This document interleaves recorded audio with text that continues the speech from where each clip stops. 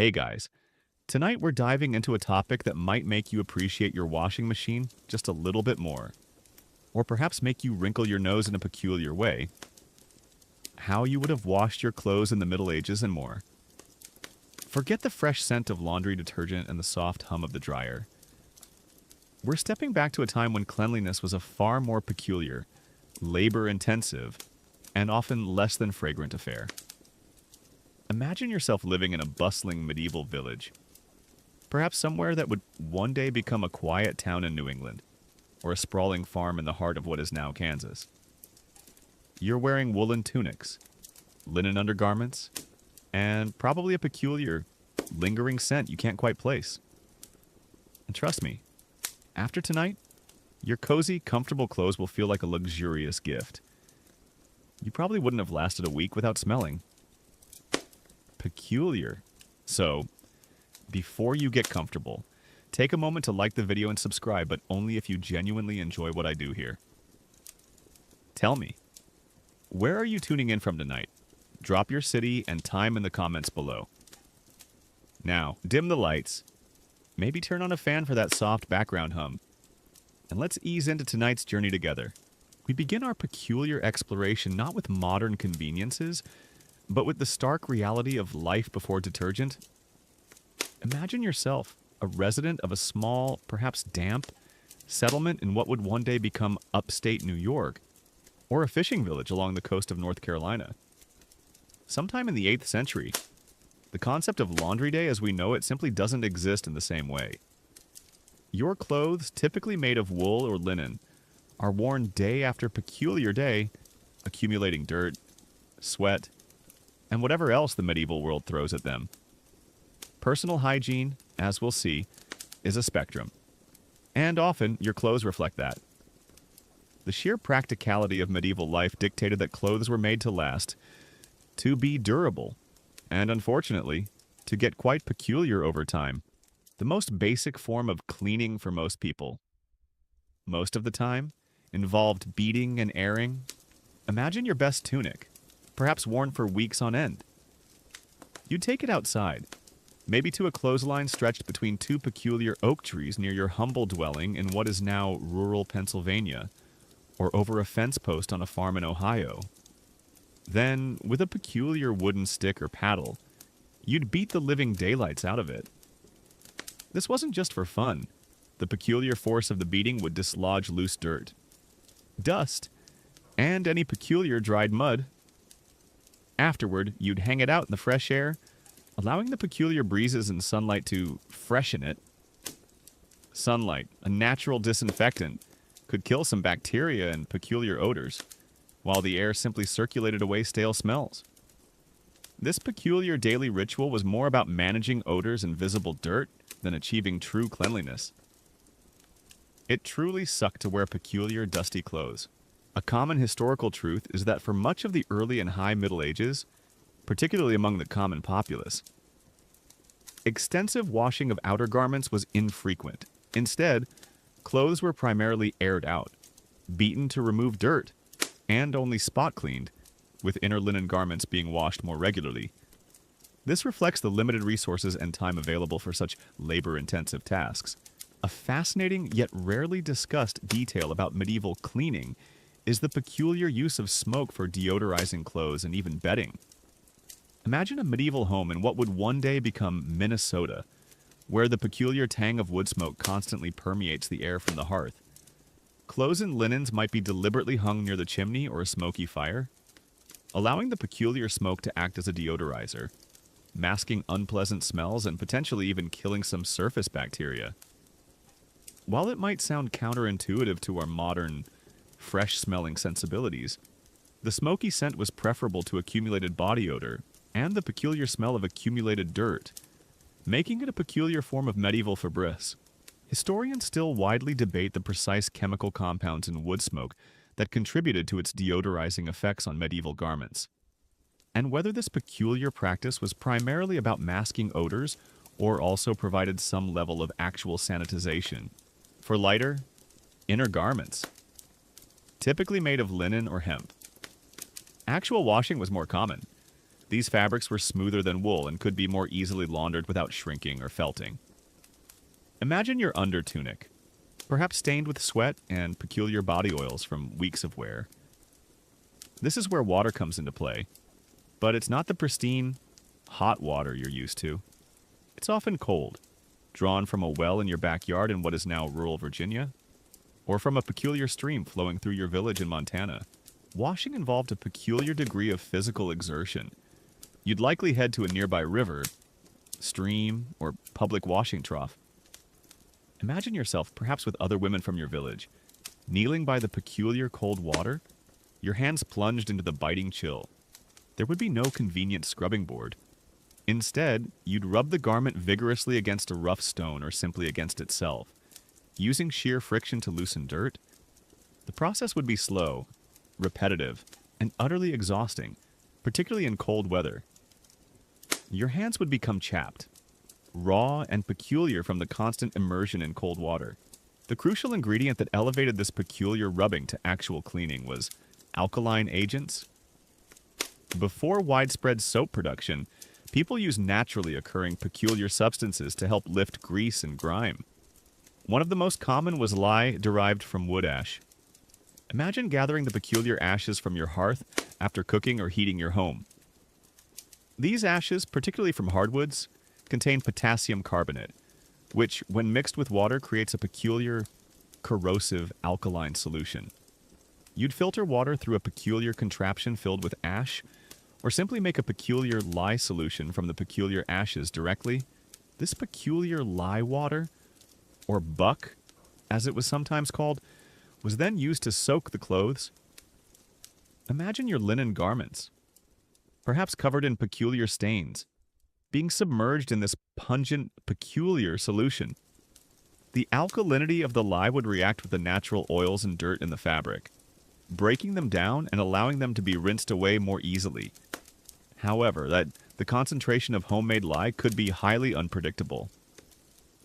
Too strong, and it could damage the fabric or irritate your skin. Too weak, and it would be ineffective.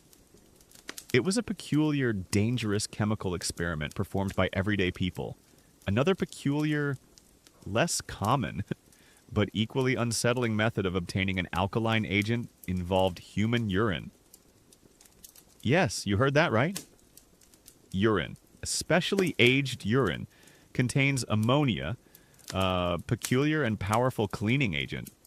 In some areas, particularly for specialized cleaning or for tougher fabrics, urine was collected and used for its peculiar chemical properties. Imagine a peculiar vat in the corner of a medieval laundry area, filled with peculiar aging urine, emitting a pungent, peculiar aroma that would make your eyes water. This peculiar practice, while effective, underscores the lengths to which people went to achieve cleanliness without modern chemistry. It truly sucked to use peculiar urine for cleaning. Historians still widely debate the widespread nature of urine as a primary cleaning agent for personal garments in medieval Europe, often distinguishing between its common use in industrial processes like fulling, where its ammonia content was valuable, versus direct application for domestic laundry, which might have been more peculiar and localized. After soaking in the peculiar lye or urine solution, the clothes would undergo more beating and rinsing.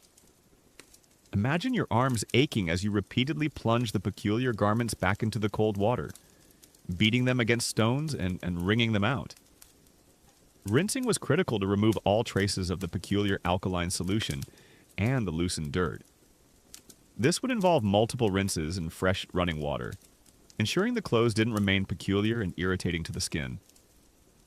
The final stage would often involve peculiar wringing by hand, twisting the fabric to expel as much water as possible before drying.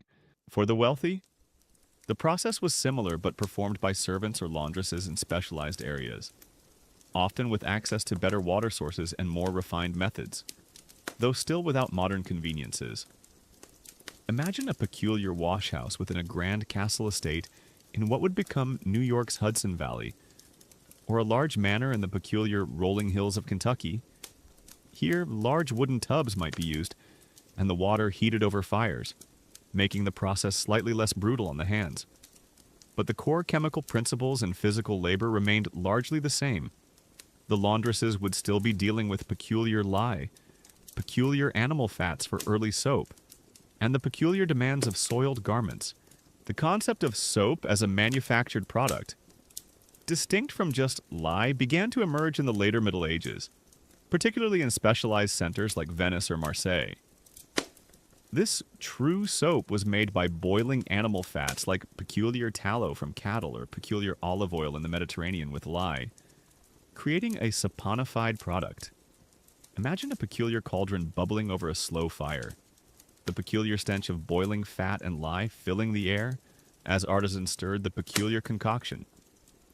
This early soap was harsh, often brownish or grayish, and certainly not fragrant like our peculiar modern bars.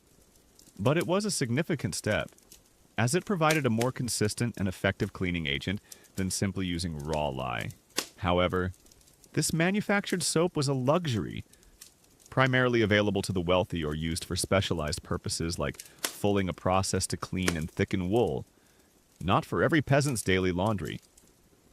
For the vast majority, the peculiar ashes from the hearth remained their primary chemical assistant. This peculiar distinction highlights the economic disparity in access to cleanliness, where the wealthy could afford more effective, albeit still primitive, cleaning agents. The sheer infrequency of washing outer garments is hard for us to grasp. Imagine wearing a heavy woolen outer tunic for months, perhaps even a year, without it being fully submerged in water. Spot cleaning with a peculiar damp cloth, or peculiar brushing off of visible dirt, would be the norm. This meant that peculiar body odors, accumulated grime, and invisible microbes were a constant companion. The peculiar aroma of a crowded medieval gathering, perhaps a market day in Boston, or a peculiar feast in colonial Williamsburg, would have been an olfactory experience far removed from our peculiar modern gatherings. Even the care of specialized garments, like peculiar furs or intricate embroidery, posed unique challenges. Furs could not be easily washed without damage, so they would be shaken out, beaten, and aired, perhaps even brushed with peculiar, stiff brushes. Embroidered garments, often made with delicate silk threads, would be spot cleaned with extreme care, using peculiar gentle rubbing or light dabbing. This peculiar preservation effort ensured that valuable, peculiar garments could last for generations, passed down as peculiar heirlooms, accumulating their own peculiar histories of peculiar dirt and peculiar smells. The peculiar reality of textile production also influenced washing habits. Clothes were precious. Fabric was spun, woven, and dyed by hand. A laborious and time-consuming process. Shrinkage from improper washing or damage from harsh lye was a significant concern. This peculiar investment of time and labor into each garment meant that people were inherently more careful and less frequent in their washing routines, opting for peculiar airing and beating over potentially damaging full submersion, preserving their peculiar valuable possessions. Think about the peculiar logistics of water in a medieval setting. No indoor plumbing, no convenient taps. Every drop of water had to be drawn from a well, fetched from a stream, or collected rainwater. This peculiar effort limited the amount of water available for tasks like laundry. A large family might need dozens of gallons for a thorough wash, an immense amount of peculiar effort just to transport the water, let alone use it. This scarcity of easily accessible water further pushed people towards less water-intensive cleaning methods like beating and airing. The peculiar relationship between personal cleanliness and disease was not fully understood in the Middle Ages. While people observed that filth could be associated with sickness, the germ theory of disease was millennia away. So, the peculiar methods of cleaning were driven more by aesthetics removing visible dirt, reducing strong odors, and the perceived efficacy of peculiar ritual like using peculiar lye for its peculiar transformative power than by a scientific understanding of hygiene. This peculiar disconnect meant that clothes, even clean ones, might still harbor peculiar pathogens. In conclusion, washing clothes in the early Middle Ages was a peculiar, arduous, and far less effective process than what we experience today. It involved peculiar physical labor, rudimentary chemical agents like lye from wood ash and occasionally, unsettlingly, urine, and a heavy reliance on the peculiar purifying power of air and sunlight. For most, must clean meant not visibly dirty and less smelly, a peculiar standard shaped by limited resources and a lack of scientific understanding. The clothes themselves, precious and hard-won, were treated with a peculiar caution, their longevity prioritized over pristine cleanliness. So, the next time you toss your peculiar socks into the laundry, take a moment to appreciate the peculiar journey of cleanliness, from beating peculiar tunics against peculiar stones to the effortless hum of your peculiar washing machine. It truly sucked to live in a world where peculiar dirt was a constant companion. We've just slogged through the peculiar, basic cleaning methods of the early Middle Ages, where beating dirt out of your tunic and airing it by the peculiar smoky hearth were prime laundry techniques. If Chapter 1 left you grateful for running water and detergents, tonight we elevate our peculiar cleaning game slightly. We're moving into a time when medieval communities began to understand chemistry just enough to make a proper, if still peculiar, cleaning agent. The rise of lye and ash scullery secrets.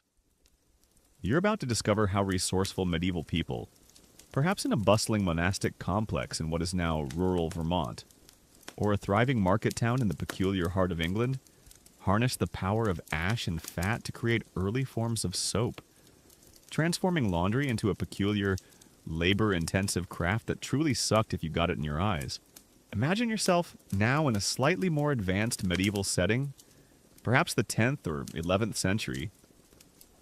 The peculiar aroma of wood smoke still lingers in the air, but now, mixed with it, you might catch a faint, peculiar scent of something simmering, not food, but a peculiar, greasy concoction.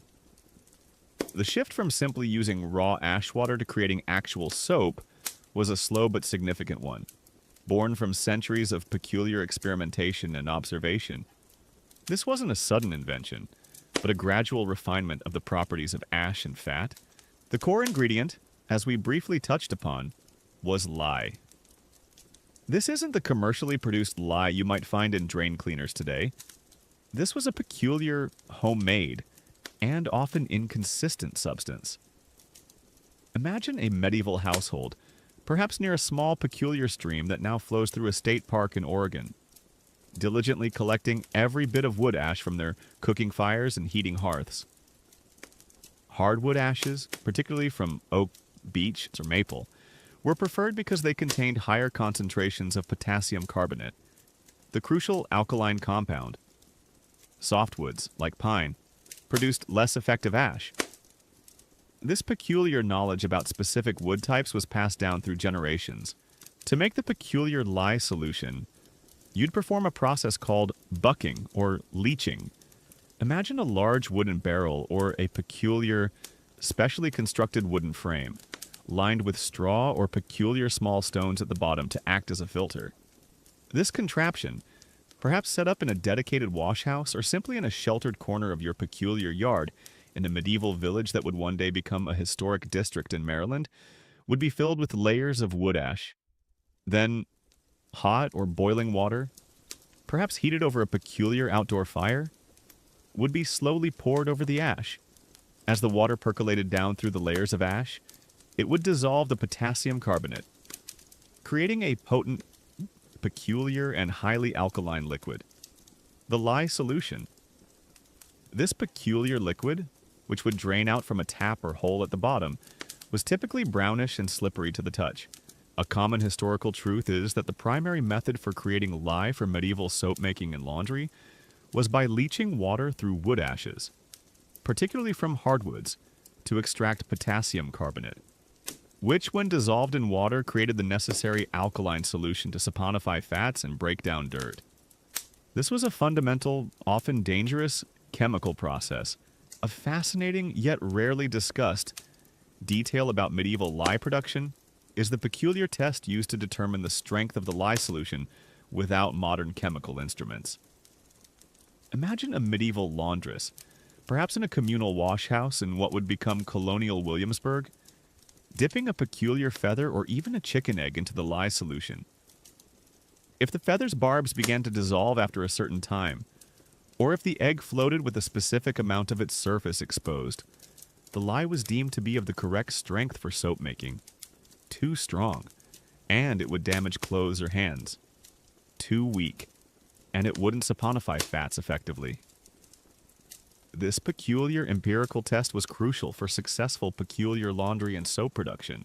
Historians still widely debate the precise variations and efficacy of these peculiar feather or egg tests for lye strength across different medieval regions, and whether the observed results were truly consistent enough to produce reliable soap batches every time. The second crucial ingredient for making true soap was fat. This usually came from animal tallow, rendered animal fat from cattle, sheep, or pigs. Imagine the peculiar pungent smell of a large cauldron simmering over an outdoor fire, filled with rendered peculiar animal fat. This fat would be slowly heated, and then the peculiar lye solution would be carefully added. This is where the magic, or rather the chemistry of saponification occurred. The alkaline lye would react with the triglycerides in the fat, breaking them down into fatty acids and glycerol, and transforming them into a peculiar, somewhat gelatinous substance. Crude soap. This peculiar mixture would need to be boiled and stirred for hours, sometimes even days, over a low fire. Imagine the peculiar, constant stirring, the peculiar bubbling of the strange concoction, the peculiar steam rising into the air, carrying the peculiar smell of cooking fat and chemicals. The consistency would change slowly, thickening as the peculiar chemical reaction progressed. This was a messy, peculiar, and somewhat dangerous process, as the lye was corrosive and could cause severe burns if splashed onto skin. It truly sucked to get peculiar lye on your skin. Once the saponification process was complete, the peculiar mixture would be allowed to cool. The peculiar yellowish or brownish soap would then solidify. This crude soap was often soft, not the hard bars we're used to, and it would contain peculiar impurities from the ash and fat.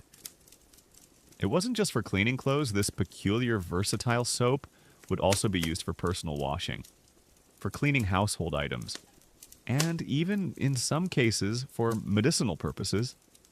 Its peculiar texture and smell were far from pleasant by modern standards, but its cleaning power was revolutionary compared to just water and ash.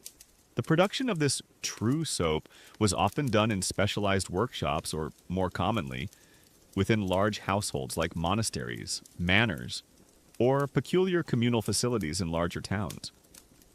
Imagine a monastery in medieval France that would one day become a quaint tourist destination in the peculiar wine country of California. Monks or peculiar lay brothers might be tasked with the laborious process of peculiar soap making, their peculiar knowledge passed down through the peculiar monastic tradition. These peculiar institutions often had the resources: land for animals, forest for wood ash, and the peculiar labor to produce soap on a larger scale than individual peasant families. For the vast majority of common people, direct access to manufactured soap remained limited. They would still rely on the more direct methods, using ash water as their primary alkaline agent for laundry, perhaps supplementing it with whatever bits of peculiar rendered fat they could afford or save to make smaller batches of crude soap for their most precious garments or for personal hygiene. The knowledge of making soap from scratch was valuable, a peculiar domestic skill passed down from peculiar mother to peculiar daughter. The act of washing itself, even with this rudimentary soap, remained a highly physical endeavor. Imagine lugging heavy wooden tubs filled with peculiar hot water and peculiar soap solution to the riverbank or a large trough. The clothes would be submerged, agitated, and then, most crucially, pounded and scrubbed. Large, flat. Peculiar stones or purpose-built peculiar wooden washboards were used. You'd place the peculiar wet garment on the peculiar surface and then beat it with a heavy, peculiar wooden paddle or dolly, literally pounding the dirt out.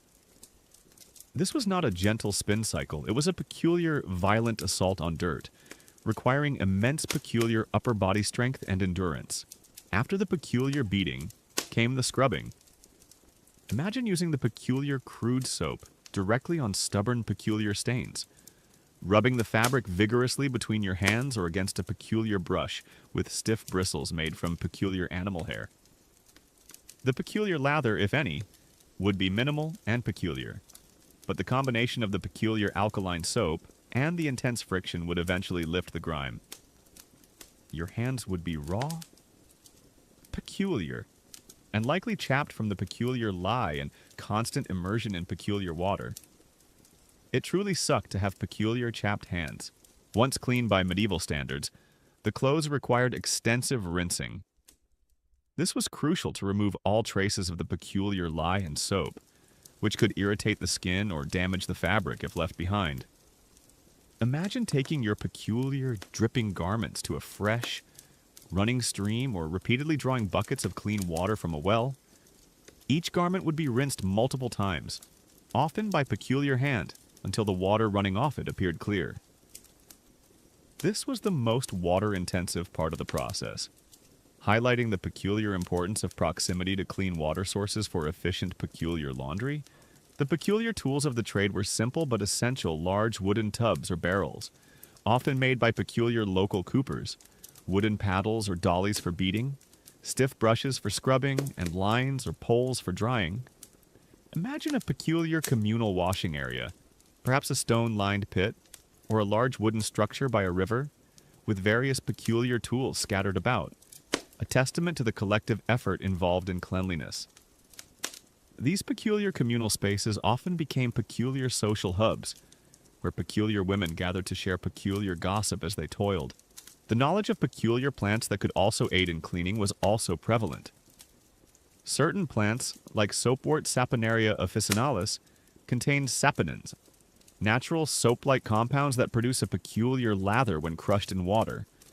While not as potent as lye-based soap, these peculiar plant-based cleansers would have been used for more delicate peculiar garments or for peculiar personal washing, particularly in areas where traditional soap was scarce. Imagine rubbing peculiar leaves in peculiar water, watching the peculiar natural suds form, a gentle, peculiar alternative to harsh lye. The entire process of making soap and doing laundry in the Middle Ages was a reflection of the peculiar self-sufficiency required for survival.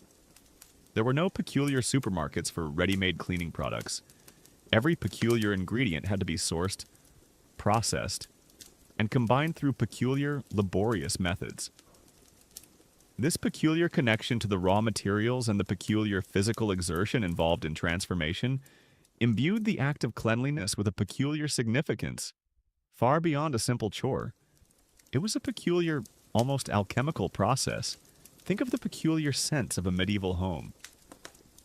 While we strive for fresh linen scents, a medieval home would have peculiar aromas dominated by wood smoke, cooking, peculiar bodily odors, and the peculiar pungent smell of peculiar homemade lye soap. These peculiar scents were just a part of everyday life, a peculiar olfactory tapestry that defined their existence. Your modern nose would likely find it quite overwhelming, a peculiar assault on the senses. The peculiar importance of cleanliness, even if achieved through arduous means, was understood, especially for certain classes. While peasants wore their peculiar clothes until they literally fell apart, the wealthy sought a peculiar higher standard. Their peculiar fine linens, though still washed with lye-based methods, would be subject to more frequent laundering by dedicated peculiar staff, ensuring a peculiar level of freshness that distinguished them from the common folk.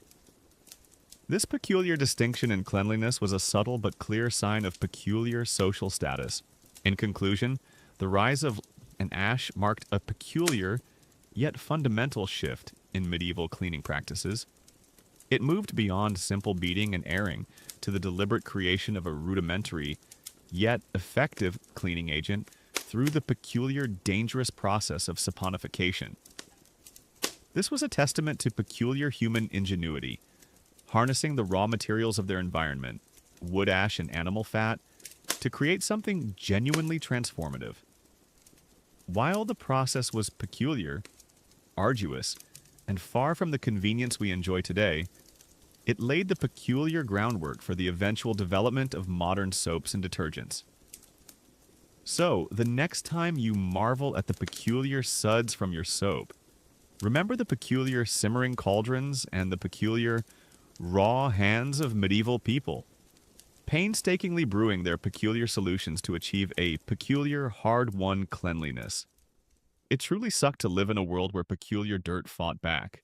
We've just steeped ourselves in the peculiar chemistry of medieval soap making, understanding how wood ash and animal fat transformed into a rudimentary, yet revolutionary, cleaning agent. Chapter 2 left you pondering the pungent aroma of peculiar lye and rendered tallow. Tonight we pull back the curtain on the social fabric of Cleanliness Washing Day in the village community and chores. You're about to experience a typical medieval washing day firsthand, understanding the peculiar social dynamics and the sheer physical effort involved in keeping clothes clean without the hum of your modern washing machine. Making laundry a peculiar public spectacle that truly sucked if you were shy. Imagine yourself, now a resident of a small, self-sufficient medieval village, perhaps nestled by a slow-moving river that would one day become a popular fishing spot in rural Iowa, or clinging to the peculiar coastline of Maine. It's a crisp spring morning. The air still cool, but hinting at the warmth to come. You're rousing yourself early, not for a day of planting or weaving, but for washing day. This wasn't a daily or even weekly occurrence for most outer garments.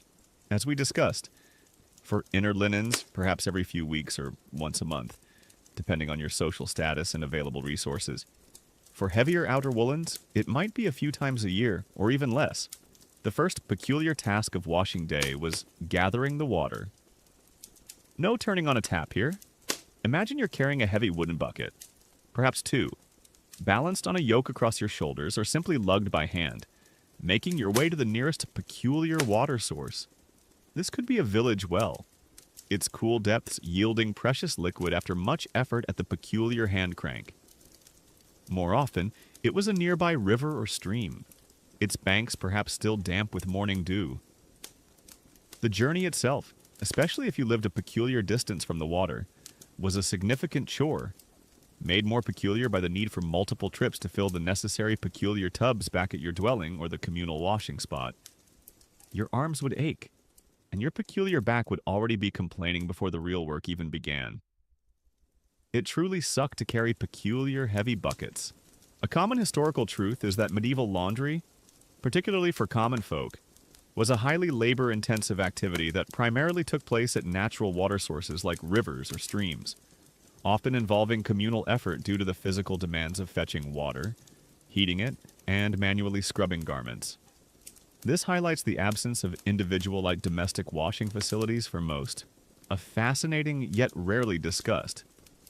Detail about communal medieval washing is the peculiar and informal division of labor that often emerged among women at the washing site. Imagine women gathered by the river in what would become a bustling town square in rural Georgia.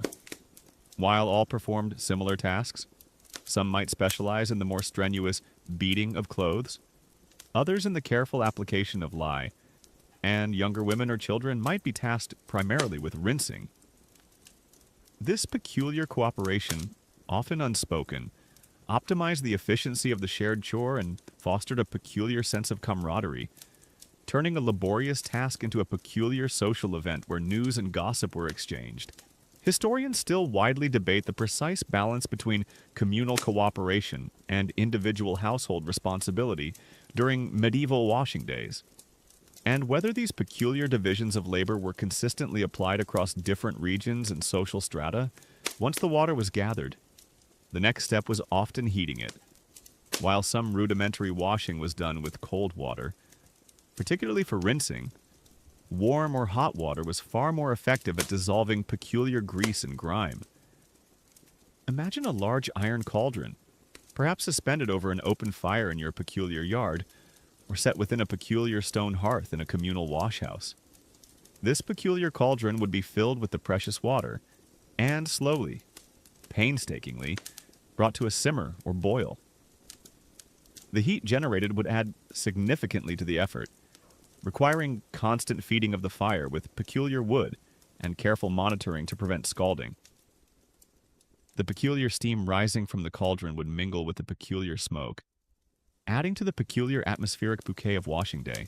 With warm water ready, the peculiar process of soaking could begin. Large wooden tubs or peculiar kneading troughs would be pressed into service.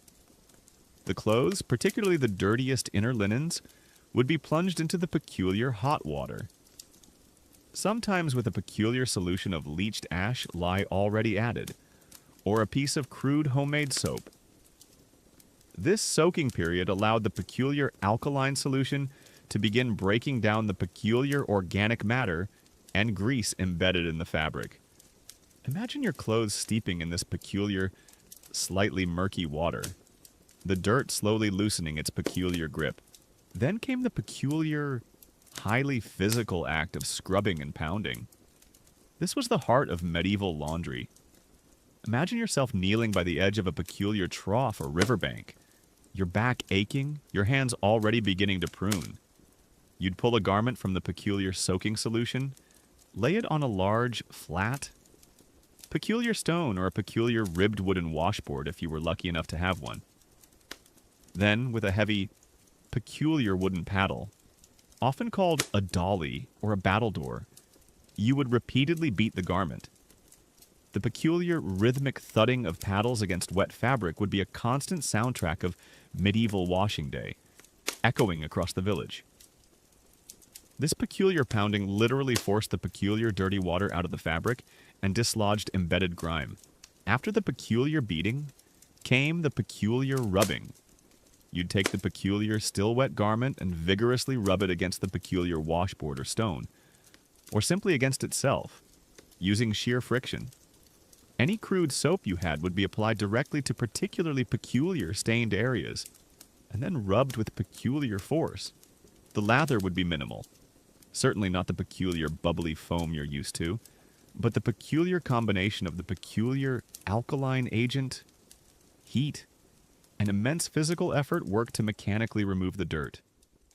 Your hands would be red, raw, and peculiar from the prolonged immersion and friction. It truly sucked to get blisters on your hands. The peculiar process of rinsing was equally crucial, and perhaps even more water-intensive. Imagine taking your peculiar, dripping, but now somewhat cleaner garment back to the fresh, flowing water of the river or a peculiar clean trough. You'd plunge it repeatedly, squeezing and agitating, watching the peculiar murky water run off, until the water finally ran clear. This often required multiple peculiar rinses, especially if strong lye had been used, to ensure no peculiar irritating residue remained in the fabric.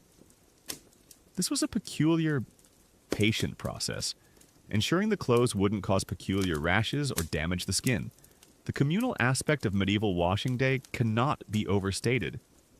This wasn't a solitary chore. Imagine a peculiar scene by the river, a dozen or more women, perhaps a few children, gathered together. The air would be filled with the rhythmic thudding of paddles, the splashing of water, and the lively chatter of voices. News would be exchanged, gossip shared, and peculiar stories told. This was a vital social occasion, providing a break from the isolation of individual households. It was a peculiar form of shared labor, where burdens were lightened by collective effort and peculiar camaraderie. For those in towns or larger settlements, there might be communal washhouses or laundries. Imagine a peculiar, dedicated building by a river or large well, perhaps resembling a peculiar stone shed with multiple peculiar troughs or washing stations. These peculiar facilities might even have peculiar large furnaces to heat water centrally, offering a slight improvement over individual household efforts. These communal spaces, though still requiring immense physical labor, centralized the peculiar effort and allowed for a slightly more organized approach to peculiar laundry. The peculiar state of your clothes after this arduous process would still fall short of modern cleanliness standards. They might be visibly clean, but they certainly wouldn't have that peculiar, fresh laundry scent. Instead, they might carry the peculiar aroma of lye or residual peculiar body odors, and perhaps a faint, peculiar smell of the peculiar water source. Fabric might feel rougher, and colors, if any, could be peculiar and dulled by the harsh washing. This peculiar reality highlights the differing peculiar expectations of cleanliness between then and now. The types of clothes also dictated the washing frequency. Linen undergarments, worn directly against the skin, were the most frequently washed. They absorbed sweat and body oils, protecting the more valuable and harder to wash outer garments. Imagine these peculiar inner layers, often simple tunics or shirts, being swapped out and laundered more regularly. Woolen outer garments, however, were a different story. Washing wool frequently with harsh methods could cause it to shrink or felt the fibers locking together, making the fabric dense and stiff. So woolens were usually aired, beaten or spot cleaned, and only fully washed infrequently, if at all. This peculiar care for woolens meant they retained their peculiar smells and peculiar accumulated dirt for much longer periods. Even the peculiar tools used were often handmade or locally sourced. The wooden paddles would be carved by the village carpenter. The tubs would be made by the cooper. The peculiar brushes, if any, would have bristles made from peculiar animal hair. This localized, peculiar craftsmanship meant that every aspect of the washing process, from the peculiar collection of ashes to the peculiar drying of clothes, was intimately connected to the peculiar resources and peculiar skills available within the immediate community. The peculiar importance of sunlight for drying was also understood. After the laborious washing and rinsing, the peculiar, heavy, dripping garments would be hung out on peculiar lines or spread over peculiar bushes or grass in an open field. The peculiar sun would help bleach them, killing lingering bacteria, and the peculiar wind would air them out. This process was weather dependent. Imagine a peculiar washing day ruined by an unexpected rain shower, forcing you to peculiar rewash or peculiar re-dry your peculiar clothes. It truly sucked to have your laundry rained on. The communal nature of washing day also had its peculiar social rules and expectations. There might be unspoken norms about whose turn it was to use the peculiar best washing spot, or whose responsibility it was to gather peculiar firewood for heating water. Any peculiar deviation from these norms could lead to peculiar squabbles or peculiar gossip. This peculiar social dynamic added another layer of complexity to what was already an incredibly demanding chore. Think about the peculiar absence of personal privacy during washing day. There were no peculiar private laundry rooms. The washing, drying, and even the collection of peculiar lye or peculiar urine were often public communal acts. This peculiar lack of privacy meant that personal hygiene was, to a certain extent, a public affair, where the cleanliness or lack thereof of your clothes was openly displayed and perhaps even commented upon by your peculiar neighbors. The concept of cleanliness rituals was also intertwined with religious and superstitious beliefs. Some peculiar communities might have particular days of the week or specific peculiar lunar cycles deemed most auspicious for washing. Certain peculiar herbs might be added to the wash water for their peculiar purifying properties, or for good luck. This peculiar blend of practicality and peculiar superstition permeated the entire process, making laundry not just a chore, but a peculiar, almost sacred act of purification. In conclusion, washing day in a medieval village was a peculiar, arduous, and deeply communal affair. It was a testament to the immense physical labor required for even basic hygiene, demanding strength, patience, and cooperation. From the peculiar hauling of water and the peculiar boiling of lye, to the peculiar rhythmic pounding and vigorous scrubbing, every step was a peculiar challenge. This shared struggle, however, forged peculiar bonds, turning a mundane chore into a vital social occasion. So, the next time you hear the gentle whir of your washing machine, or catch the peculiar scent of fabric softener, take a moment to reflect on the peculiar journey of cleanliness, from the communal, peculiar riverbanks of the past to the private, peculiar comfort of your laundry room. It truly sucked to live in a world where peculiar dirt was just part of the peculiar daily grind. We've just experienced the communal, arduous reality of medieval washing day, where beating peculiar tunics by a peculiar river was a social event and a test of endurance. If Chapter 3 left you appreciating the privacy of your own laundry room, tonight we shift our focus from individual garments to larger-scale textile production. The fulling mill and beyond. Industrializing cleanliness. You're about to discover how the peculiar demands of woolen cloth led to the emergence of early industrial processes. Like fulling mills. That peculiar mechanized aspects of cleaning, primarily for textiles rather than personal garments, making the very fabric of medieval society a product of peculiar, powerful forces. Imagine yourself, now in a slightly later part of the Middle Ages, perhaps the 13th or 14th century, in a peculiar, bustling valley in what might one day become a textile town in New England, or a verdant landscape in Yorkshire, England. The peculiar sound of rushing water is not just from a river, but from a powerful, rhythmic thudding, the peculiar heartbeat of a fulling mill. While our previous chapters focused on individual garment cleaning, the larger industry of textile production, particularly of woolen cloth, had a peculiar and immense demand for cleaning and processing on a much grander scale. This is where early industrialization began to transform aspects of cleanliness. It truly sucked to be a sheep whose wool ended up in these peculiar machines. Wool, as a raw fiber, is peculiar. It's shorn from sheep, often containing dirt, peculiar lanolin, a natural wax, and various peculiar impurities. Before it can be woven into a usable cloth, it needs to be cleaned. This initial cleaning, known as scouring, was crucial. Imagine peculiar raw wool, perhaps freshly shorn from sheep grazing in the peculiar hills of what is now Montana. Arriving at a textile workshop, it would be soaked in large vats of peculiar hot water, often mixed with peculiar alkaline solutions like Fuller's Earth, a clay rich in peculiar minerals that absorb oils or, yes, even more urine, for its peculiar ammonia content. This peculiar pungent soaking would loosen the initial dirt and peculiar grease. After soaking, the wool would be rinsed and laid out to dry.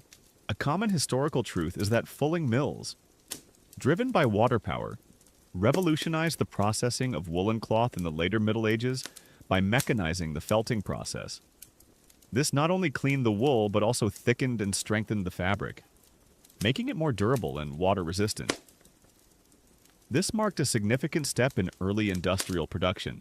A fascinating, yet rarely discussed detail about medieval fulling mills is the peculiar and often foul-smelling liquid used in the fulling process beyond just water and Fuller's earth-stale human urine. The ammonia in urine acted as a powerful peculiar detergent and a chemical agent that aided in the felting process. Fulling mills would often have large, peculiar collection vats for urine, and the air around them would be perpetually thick with a peculiar, acrid odor. Imagine the peculiar stench wafting from a medieval fulling mill, a testament to the peculiar and somewhat disgusting ingenuity of early industrial chemistry. Historians still widely debate the precise balance between the intentional collection of human urine and the more widespread use of Fuller's Earth and other alkaline solutions in medieval fulling mills, and whether the peculiar reliance on urine diminished as more effective chemical agents became available. Once the wool was spun into yarn and then woven into raw cloth, it still wasn't ready for wear. The weaving process left the cloth loose, porous, and still containing residual lanolin and weaving lubricants. This is where fulling came in. Fulling is a process of cleaning, shrinking, and thickening woolen cloth by subjecting it to moisture, heat, and pressure. Historically, this was done by hand, or rather, by foot. Imagine medieval workers, perhaps in a large trough in a peculiar Roman-era fulling establishment in what is now rural England, literally treading on the cloth in vats of water and peculiar cleaning agents, like peculiar Fuller's Earth or, again, peculiar urine. This peculiar stomping, akin to crushing grapes for wine, would felt the wool fibers together, making the cloth denser and stronger. It truly sucked to stomp on peculiar wet wool all day. However, the human power of peculiar feet was limited. This is where the fulling mill became revolutionary. Imagine a peculiar, ingenious contraption powered by a water wheel. The water wheel would drive heavy wooden hammers or mallets that repeatedly pounded the cloth, which was immersed in peculiar vats of water and cleaning agents. This mechanized pounding was far more efficient and powerful than human feet. The peculiar, rhythmic thud-thud-thud of the mallets could be heard peculiar distances away, signifying a thriving textile industry. These fulling mills, often situated by fast-flowing rivers that might one day power early American industrial complexes, transformed the scale of cloth production. They could process much larger quantities of cloth in less time, and with more consistent results. The resulting cloth was denser, more water-resistant, and more durable, ideal for medieval clothing, which needed to withstand harsh weather and rigorous wear. Imagine the peculiar, damp, loud interior of a fulling mill, the peculiar wooden hammers perpetually rising and falling, turning raw cloth into robust fabric. After fulling, the cloth would often undergo further finishing processes. One common step was teasing or raising the nap.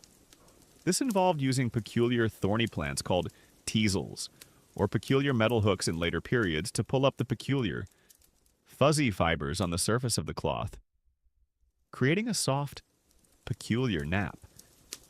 This made the cloth feel softer and look peculiar, improving its peculiar appearance and insulation properties. Imagine artisans meticulously working over lengths of cloth, pulling up the peculiar fibers by hand. A detailed, peculiar finish to the powerful, peculiar fulling. Another crucial finishing step was shearing. After raising the nap, the peculiar raised fibers would be trimmed to a uniform length, using large, peculiar, and very sharp shears, creating a peculiar, smooth surface. This required immense peculiar skill and precision. Imagine peculiar medieval shearers, often specialized craftsmen, meticulously trimming the surface of the cloth, creating a peculiar, even finish that enhanced its peculiar value. This peculiar attention to detail transformed the cloth from a utilitarian product into a peculiar, valuable commodity. These early industrial processes were largely driven by the specific properties of wool. Unlike linen or cotton, wool's peculiar scales on its fibers mean it can easily felt when subjected to heat, moisture, and friction. This peculiar characteristic, which could be a disadvantage for personal washing causing shrinkage, was precisely what made fulling possible and desirable for cloth production. The peculiar, dense, felted wool was excellent for outer garments, peculiar cloaks, and peculiar blankets, providing warmth and durability in peculiar medieval climates. The peculiar tools and techniques used in these processes were often passed down through guilds or peculiar family traditions. The knowledge of how to operate a fulling mill, how to prepare the cleaning agents, and how to finish the cloth was highly specialized. Imagine a young apprentice, perhaps in a textile town that would one day become a peculiar historical site in Rhode Island, spending years learning the peculiar trade, understanding the peculiar rhythms of the machines and the peculiar properties of the wool. The economic impact of fulling mills was significant. They allowed for the mass production of high-quality woolen cloth, which became a primary peculiar export for many medieval European regions. This peculiar textile trade drove peculiar economic growth, creating wealth and specialized labor. Imagine peculiar bolts of finished woolen cloth, perhaps peculiar dyed in peculiar vibrant colors, being loaded onto peculiar carts for transport to distant peculiar markets, a testament to the peculiar power of water-driven peculiar machinery. However, these processes were not always without peculiar environmental impact. The peculiar waste products from scouring and fulling, peculiar dirty water laden with peculiar lanolin, peculiar fuller's earth, and peculiar urine would often be discharged directly into rivers, contributing to peculiar water pollution in areas with dense textile production. Imagine a peculiar river downstream from a fulling mill, its waters peculiar murky and odorous, a peculiar price for medieval cleanliness and industry. The peculiar technologies of fulling mills also extended beyond just cloth. The concept of harnessing water power for repetitive tasks laid peculiar groundwork for future industrial innovations. While a fulling mill might seem simple compared to a modern factory, it represented a peculiar leap in mechanization, transforming a labor-intensive manual process into a more efficient, peculiar, and ultimately more productive, mechanical one. The peculiar importance of water sources for these mills cannot be overstated. A reliable, fast-flowing river was essential. This meant that peculiar textile production often clustered in specific geographical areas, where peculiar natural resources combined with peculiar entrepreneurial spirit to create peculiar centers of industry. Imagine a peculiar river, its banks dotted with peculiar fulling mills, their peculiar hammers pounding, a symphony of medieval industry echoing through the peculiar valley. The peculiar knowledge of different types of earths for cleaning was also critical. Fuller's earth, a clay-like substance, the item was prized for its peculiar ability to absorb peculiar grease and peculiar oils. Its peculiar chemical composition made it a peculiar natural detergent. Imagine medieval fullers meticulously sourcing and preparing peculiar quantities of this peculiar earth, knowing its peculiar power to transform raw wool into clean, dense cloth. The peculiar role of guilds in regulating quality and practice was also significant. In many textile towns, fullers would belong to a peculiar guild that set standards for quality, trained apprentices, and protected the peculiar interests of its members. This peculiar organization ensured that the peculiar art of fulling and cloth finishing was preserved, and that peculiar standards of cleanliness and durability were maintained. Imagine a peculiar guild master scrutinizing a peculiar bolt of finished cloth, ensuring it met the peculiar, rigorous standards of the peculiar craft. Beyond fulling, other forms of industrial cleaning for specialized goods also existed. Think of peculiar methods for cleaning leather or preparing animal skins for parchment.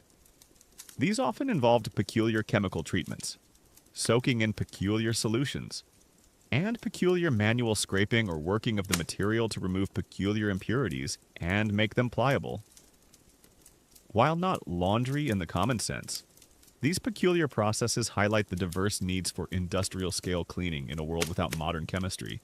In conclusion, the fulling mill and the broader processes of medieval textile production reveal a peculiar, early form of industrial cleanliness. Driven by the specific needs of wool and cloth, these water-powered machines transformed the arduous manual process of fulling into a more efficient, mechanized operation.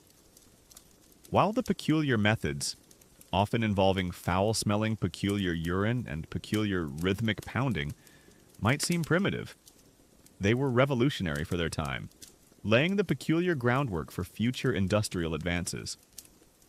So, the next time you feel the soft, peculiar texture of a woolen blanket, remember the peculiar, thudding hammers of the medieval fulling mill, transforming peculiar raw wool into the very fabric of peculiar medieval life, a testament to humanity's peculiar ingenuity in the face of peculiar dirt and peculiar demands.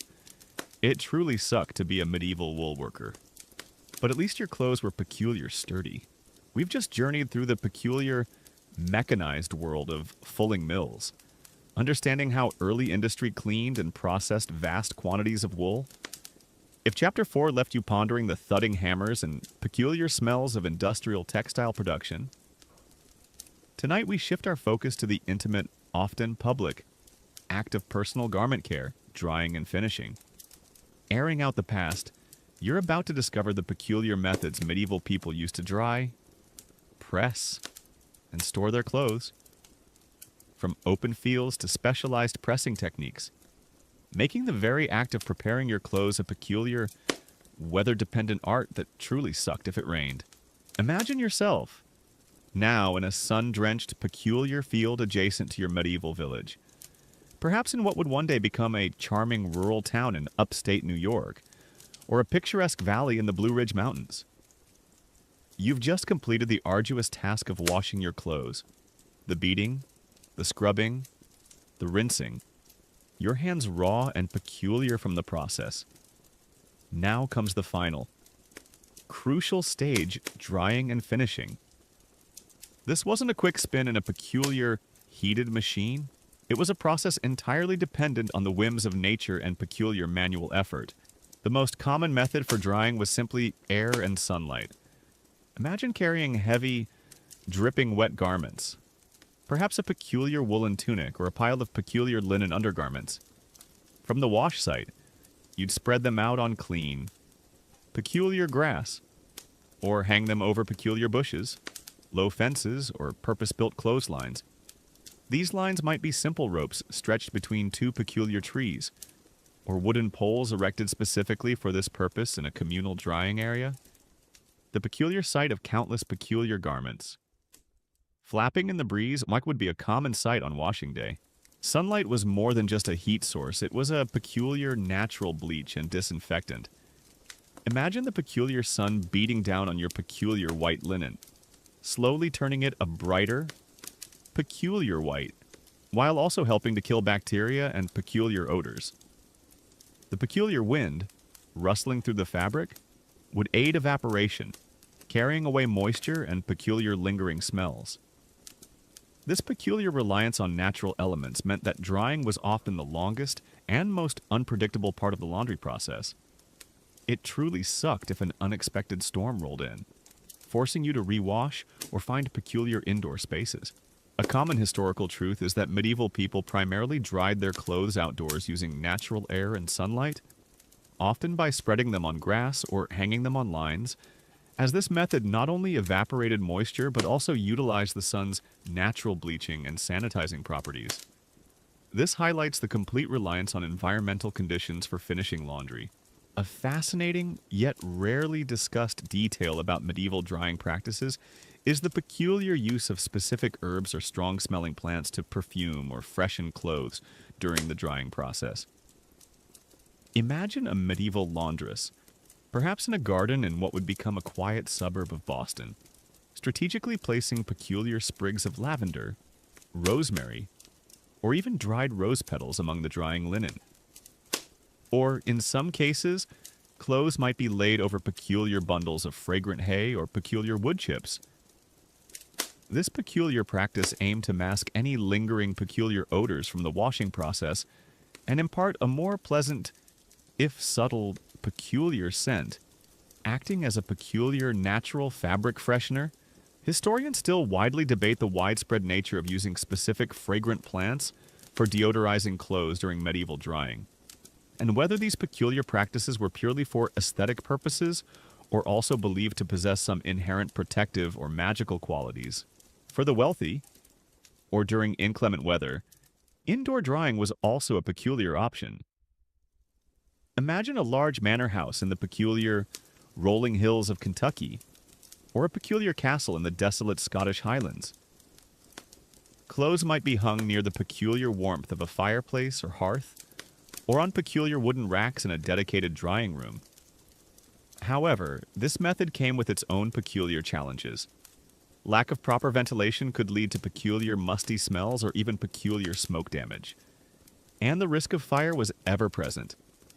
Imagine peculiar clothes hanging precariously close to a peculiar, roaring fire, their peculiar dampness slowly evaporating into the smoky air, leaving a faint peculiar smell of peculiar soot. Once the clothes were dry, the next step was finishing, which varied greatly depending on the type of garment and its social importance. For common folk, most clothes, especially undergarments and work clothes, would simply be folded and stored. Imagine a neatly folded pile of peculiar linen tunics, perhaps stacked in a wooden chest in your humble home. They would be peculiar wrinkled, certainly not pressed to crisp perfection like modern shirts. However, for finer garments, particularly those made of linen, a peculiar form of pressing or ironing existed, though not with the hot, heavy irons we know. Imagine a laundress, perhaps working in a peculiar wash house in a peculiar European city that would one day become a bustling port in Maryland. She might use a peculiar, smooth, heavy stone or a peculiar piece of polished wood to press out wrinkles. This was a process of cold pressing, often done by laying the peculiar dry garment on a peculiar flat surface and then manually pressing down with the peculiar heavy object, perhaps even rolling it across the fabric. The peculiar weight and pressure would help flatten out wrinkles and give the fabric a smoother, peculiar finish. For more specialized pressing, peculiar tools called mangle boards and rolling pins were sometimes used, particularly in Northern Europe. Imagine a peculiar textured wooden board, often beautifully carved, and a peculiar smooth wooden rolling pin. The peculiar dry linen garment would be wrapped around the peculiar rolling pin, and then the peculiar mangle board would be placed on top and pressed down, or even stood upon, while the peculiar rolling pin was rolled back and forth. This peculiar technique created a peculiar, crisp finish on the linen, akin to modern ironing, but entirely through peculiar manual pressure rather than heat. This peculiar labor-intensive method was typically reserved for the peculiar fine linens of the wealthy or for peculiar special occasion garments. It truly sucked to use peculiar mangle boards.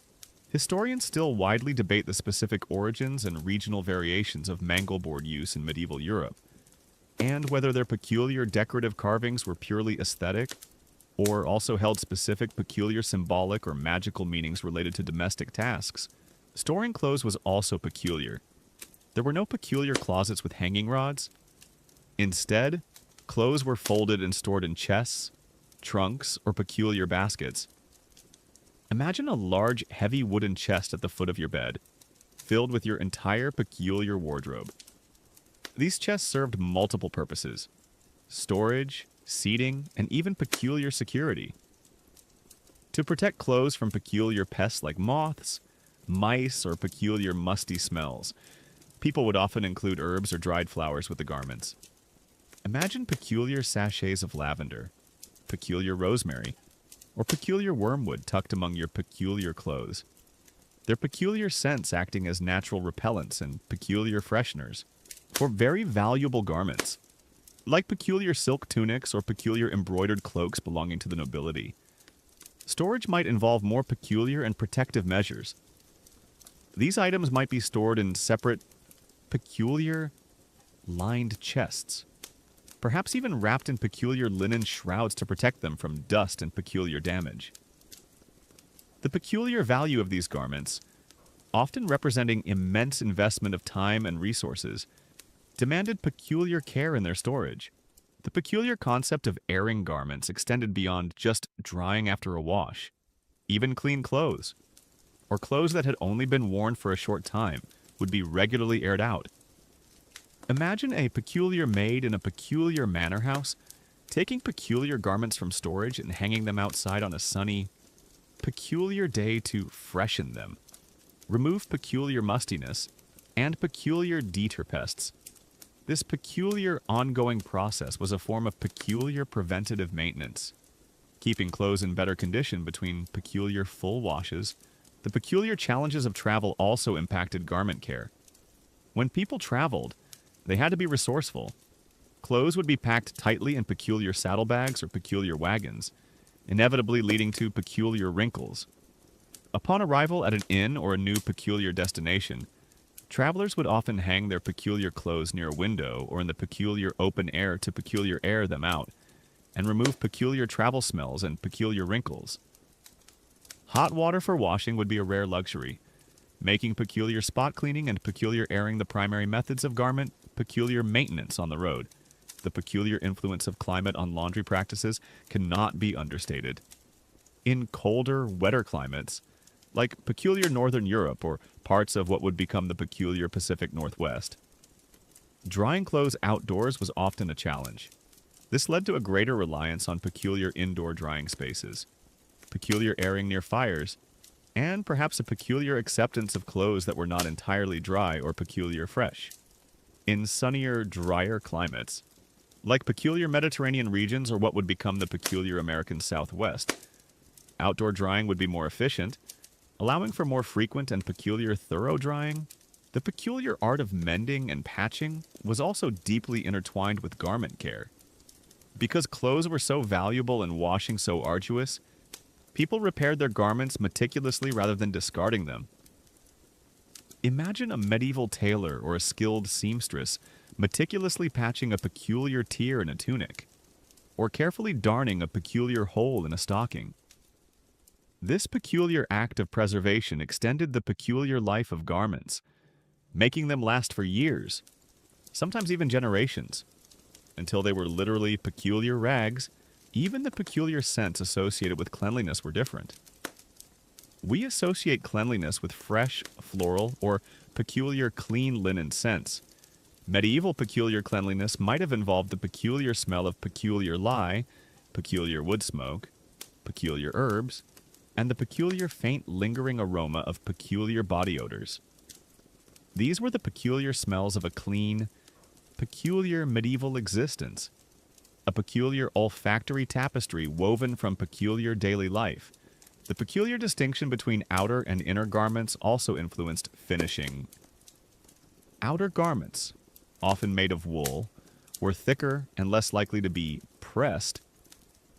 Inner garments, made of linen, were designed to be washed more frequently and could benefit from the peculiar cold pressing or mangleboard treatment to make them smoother and more comfortable against the skin.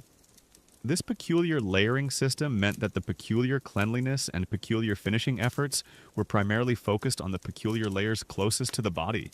In conclusion, drying and finishing clothes in the Middle Ages was a peculiar, manual, and often weather-dependent art.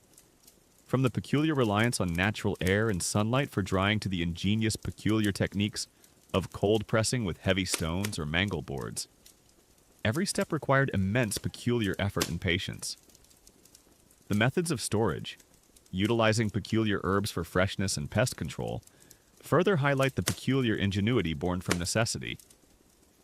So, the next time you pull a crisp, peculiar shirt from your peculiar dryer, or effortlessly iron out a wrinkle, take a moment to reflect on the peculiar journey of cleanliness, from the peculiar windswept fields of the past to the peculiar comfort of your modern home. It truly sucked to live in a world where peculiar rain could ruin your peculiar laundry day. We've just dried and finished our peculiar medieval garments, relying on sun, wind, and even peculiar mangleboards. If Chapter 5 left you appreciating the wrinkle-free ease of modern life, tonight we zoom out from the laundry line to explore the very essence of who wore these clothes. Personal hygiene and dress codes, cleanliness and status. You're about to examine how perceptions of cleanliness varied dramatically by social class and how peculiar grooming habits, or lack thereof, profoundly influenced the cleanliness, and indeed the very existence of medieval garments, making personal freshness a peculiar, sometimes surprising, badge of honor or peculiar indicator of your peculiar place in society. It truly sucked to be a peasant trying to smell peculiar good. Imagine yourself now strolling through a bustling medieval town, perhaps somewhere that would one day become a vibrant, historical district in New Orleans, or a peculiar cobblestone street in Charleston, South Carolina. The peculiar sights, sounds, and above all, smells would assault your senses.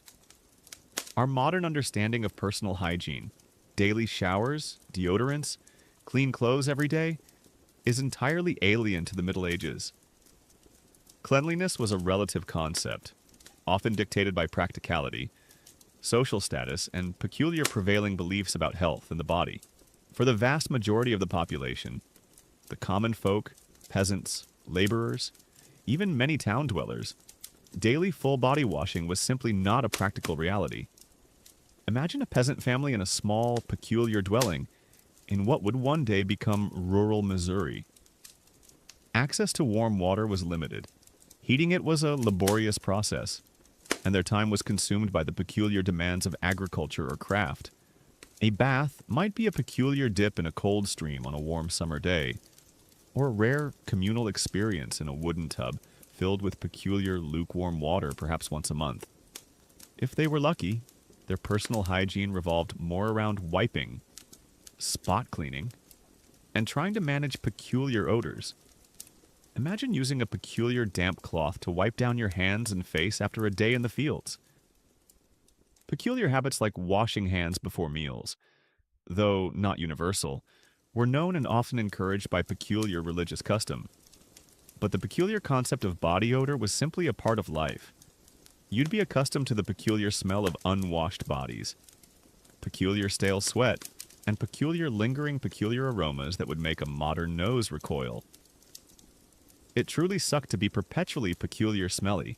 A common historical truth is that personal hygiene in the Middle Ages, particularly for the lower and middle classes, was significantly different from modern standards.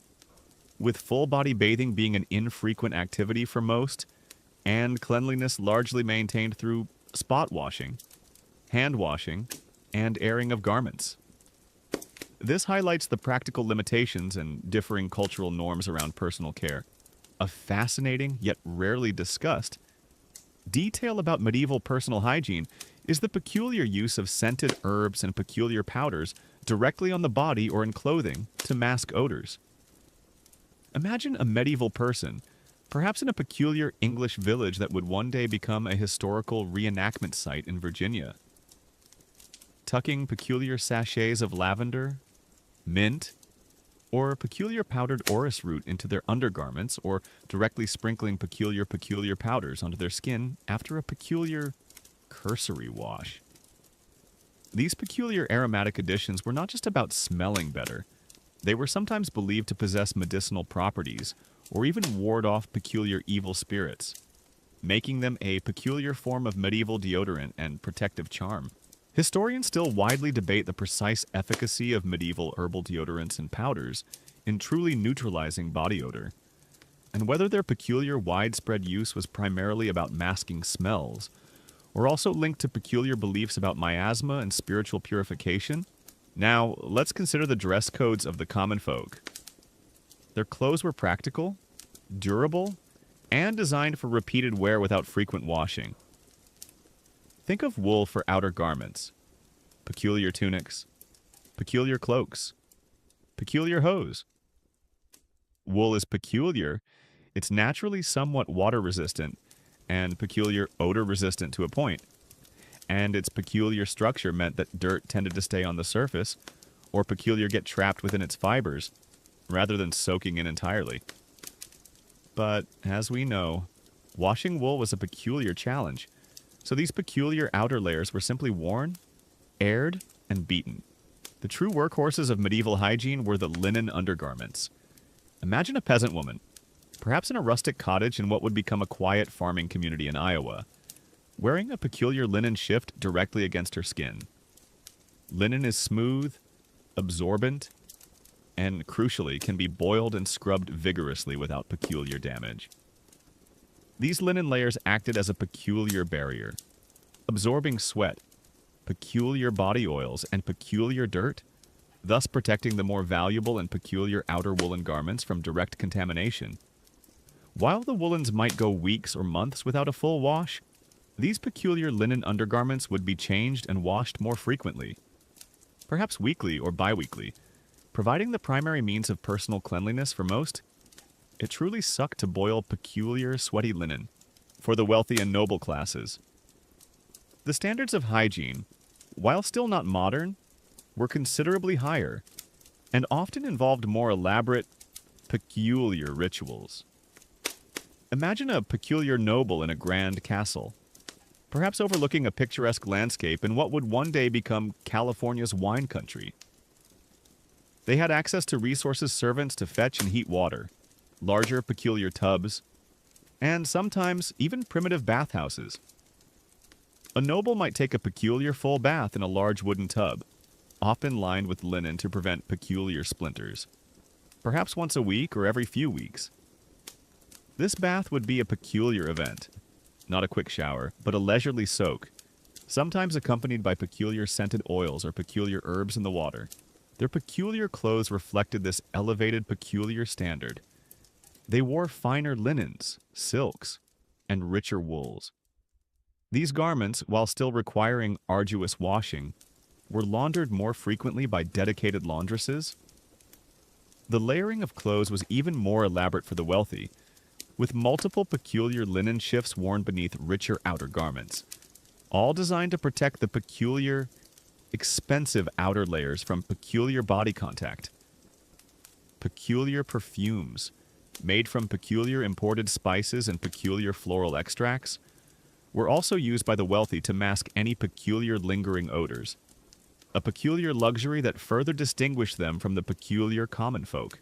Public bathhouses, remnants of Roman influence, continue to exist in some larger medieval cities, particularly in southern Europe. Imagine a peculiar steamy hall filled with peculiar communal tubs, perhaps in a peculiar medieval city that would one day become a vibrant, historic center like St. Augustine, Florida. These bathhouses were social hubs, offering not just bathing, but often peculiar services like peculiar barbering, peculiar massages, and peculiar prostitution. They were places where peculiar hygiene and peculiar recreation intertwined, though their peculiar reputation often varied. Their peculiar decline in popularity in later centuries was partly due to changing peculiar social attitudes, increasing peculiar fears of disease transmission, though the germ theory wasn't known. People observed peculiar patterns, and peculiar religious disapproval of communal nudity. The peculiar role of peculiar vermin cannot be ignored in medieval hygiene. Lice, fleas, and peculiar bedbugs were a constant companion for everyone, regardless of social status. Imagine the constant, peculiar itching, the peculiar discomfort. Clothes, especially those worn for long periods, would inevitably harbor these peculiar parasites. Removing them involved tedious, peculiar methods like peculiar delousing combs, peculiar fumigation with peculiar smoke, or simply peculiar handpicking. This peculiar reality underscores the peculiar limitations of medieval cleanliness, where even the cleanest of garments could still host peculiar, unwelcome guests. It truly sucked to have peculiar lice. Historians still widely debate the degree to which medieval knowledge of personal hygiene was influenced by classical Roman and Greek medical texts, and whether the peculiar decline in public bathing in some regions was more a result of economic changes or evolving peculiar religious and moral attitudes. Even hair care was peculiar. Daily hair washing, as we know it, was not common. Hair was often brushed vigorously. Peculiar powders might be used to absorb grease, and peculiar herbs might be rubbed into the scalp to deter peculiar lice and add a peculiar fragrance. For women, elaborate peculiar hairstyles, often covered by peculiar veils or peculiar head coverings, further reduce the need for frequent washing, protecting the hair from peculiar dirt and peculiar weather. Imagine the peculiar challenge of maintaining long, peculiar hair without modern shampoos or peculiar conditioners. The peculiar interplay between cleanliness and religious belief was also significant. Christian doctrines, particularly in the later Middle Ages, often emphasize spiritual purity over physical cleanliness, sometimes viewing excessive bathing as a peculiar indulgence or even peculiar vanity. However, cleanliness was also associated with piety in other contexts, especially for peculiar priests or those performing peculiar religious duties. The peculiar concept of ritual purity, though distinct from modern hygiene, influenced some peculiar bathing practices. The peculiar significance of linen as an undergarment in medieval society is worth reiterating. It was not just a fabric, it was a peculiar functional barrier that allowed for a peculiar form of internal cleanliness. The peculiar ability of linen to withstand harsh washing made it indispensable for personal peculiar hygiene, even when outer garments remained peculiar. This peculiar layering system allowed for a degree of peculiar body cleanliness, even in a world without modern bathing facilities. The peculiar dress codes of the Middle Ages were often codified by law or peculiar social custom, outlining what different social classes could wear. These peculiar laws were not directly about cleanliness, but they influenced the types of fabrics worn, which in turn affected how often garments could be washed. A peasant wearing coarse, durable wool, or a peculiar noble in fine silk and elaborate peculiar layers. Each faced peculiar, unique challenges in maintaining peculiar appearances and peculiar levels of cleanliness. The peculiar perception of odors also differed. What we perceive as offensive body odor today was simply the norm. Strong, peculiar perfumes, peculiar incenses, and peculiar aromatic herbs were used more to mask or overlay existing peculiar smells than to eliminate them. Imagine a peculiar medieval feast, where the peculiar aroma of roasting meats, peculiar spices, peculiar wine, and peculiar unwashed bodies mingled in a peculiar, complex olfactory symphony. The peculiar evolution of barber surgeons also speaks to medieval hygiene. These peculiar individuals not only cut hair and shaved beards, but also performed peculiar medical procedures like bloodletting and peculiar tooth extractions.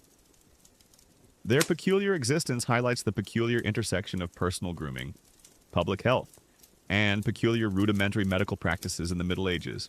In conclusion, personal hygiene and dress codes in the Middle Ages were a peculiar reflection of social status, economic realities, and peculiar cultural beliefs.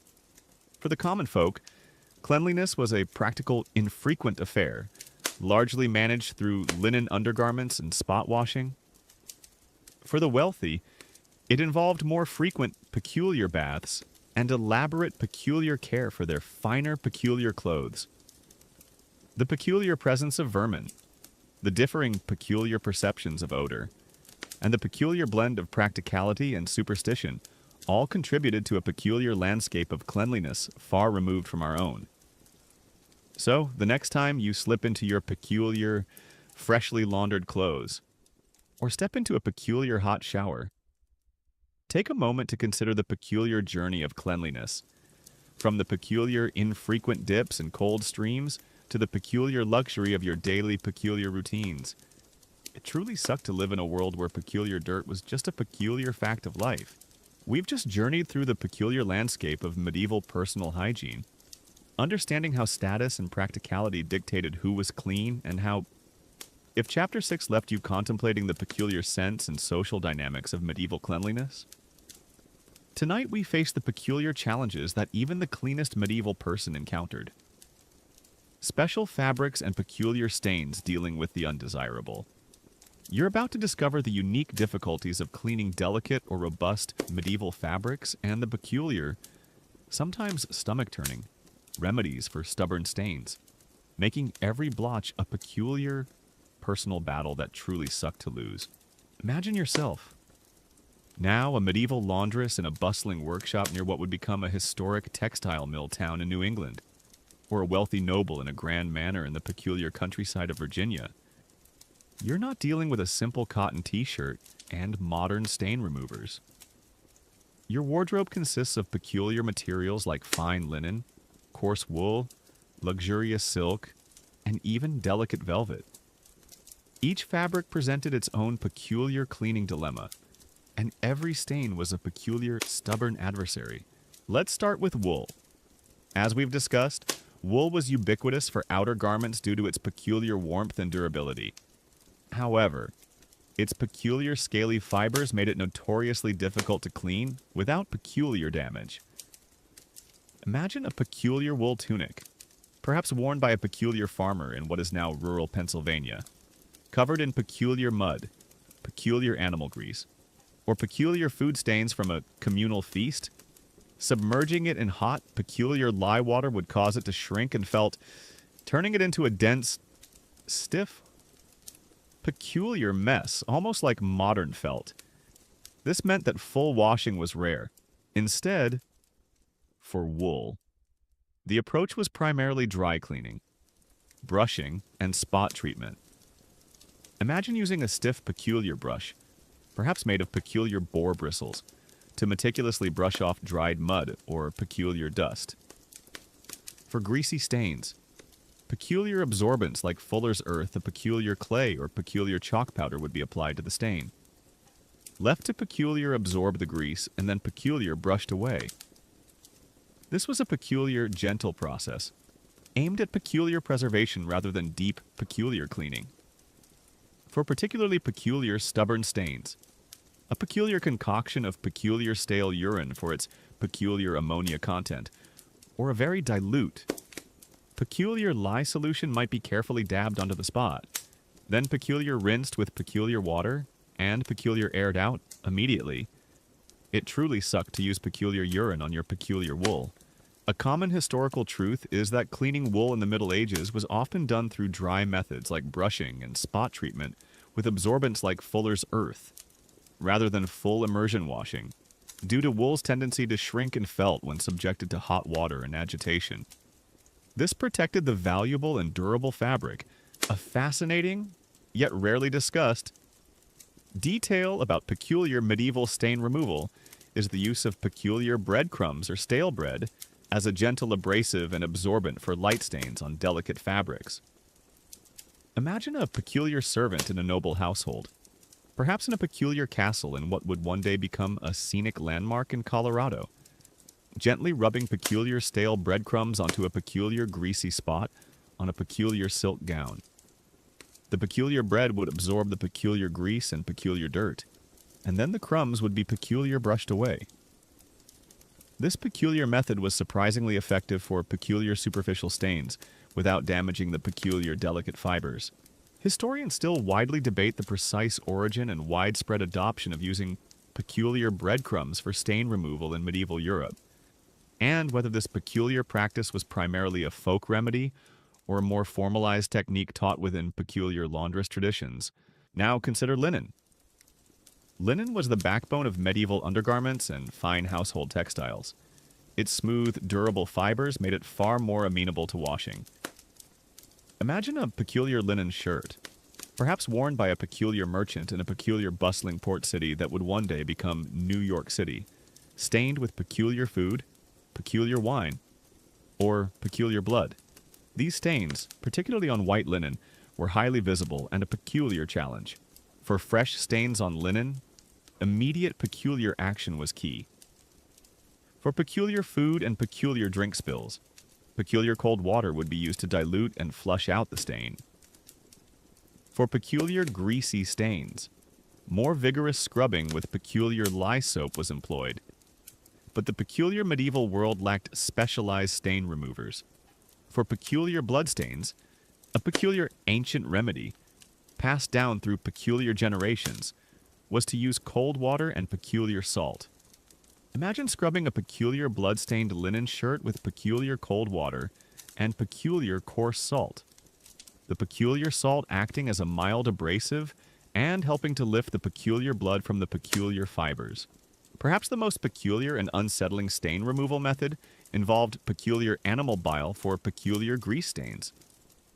Peculiar ox gall bile from a cow, known for its peculiar emulsifying properties, was sometimes used. Imagine a peculiar laundress applying peculiar pungent ox gall to a peculiar greasy spot on a peculiar linen tablecloth, then peculiar scrubbing it vigorously before peculiar rinsing it thoroughly. The peculiar chemistry of the bile would break down the peculiar grease, allowing it to be washed away, but the peculiar process itself would be peculiar unpleasant. It truly sucked to use peculiar animal guts for cleaning. Silk and velvet presented the ultimate challenge. These were luxurious, expensive fabrics, worn exclusively by the wealthy. Imagine a peculiar shimmering silk gown, perhaps peculiar crimson or peculiar azure, belonging to a peculiar noblewoman in a peculiar European court that would one day inspire peculiar historical romances in Hollywood.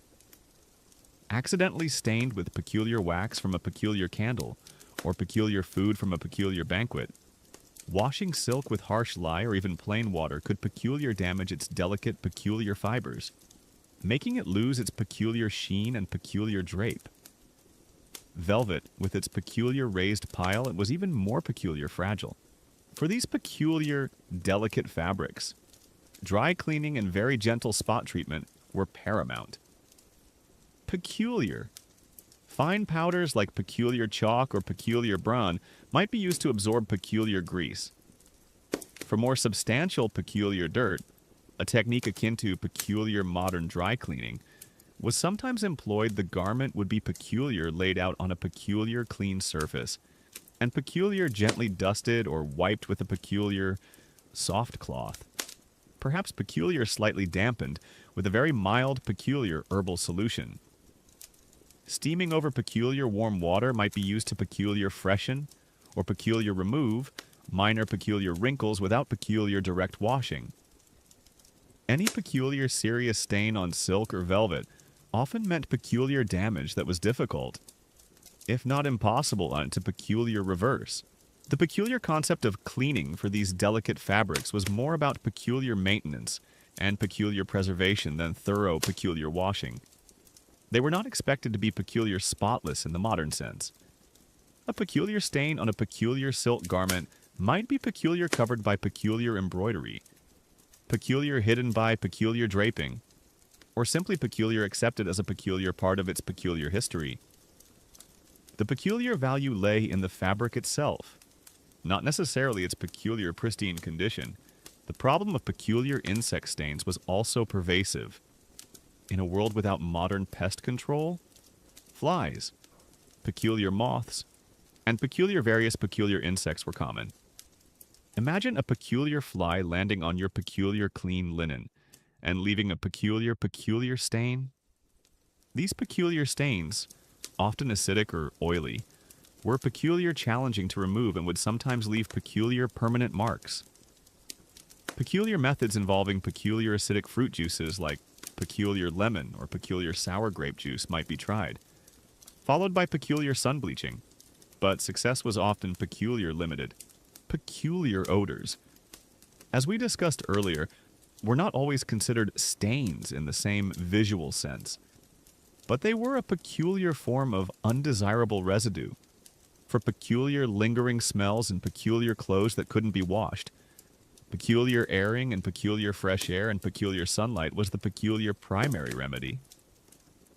Hanging clothes, peculiar near peculiar fragrant. Peculiar herbs or peculiar smoke from peculiar wood fires was also a peculiar attempt to peculiar mask or peculiar neutralize peculiar odors, making the clothes smell peculiar less unpleasant. If not truly peculiar fresh, the peculiar challenge of mending and patching was also intertwined with peculiar stain management. If a stain was too peculiar stubborn to remove, or if the fabric was peculiar damaged by the peculiar cleaning attempt, patching it with a peculiar matching piece of fabric was a peculiar common solution.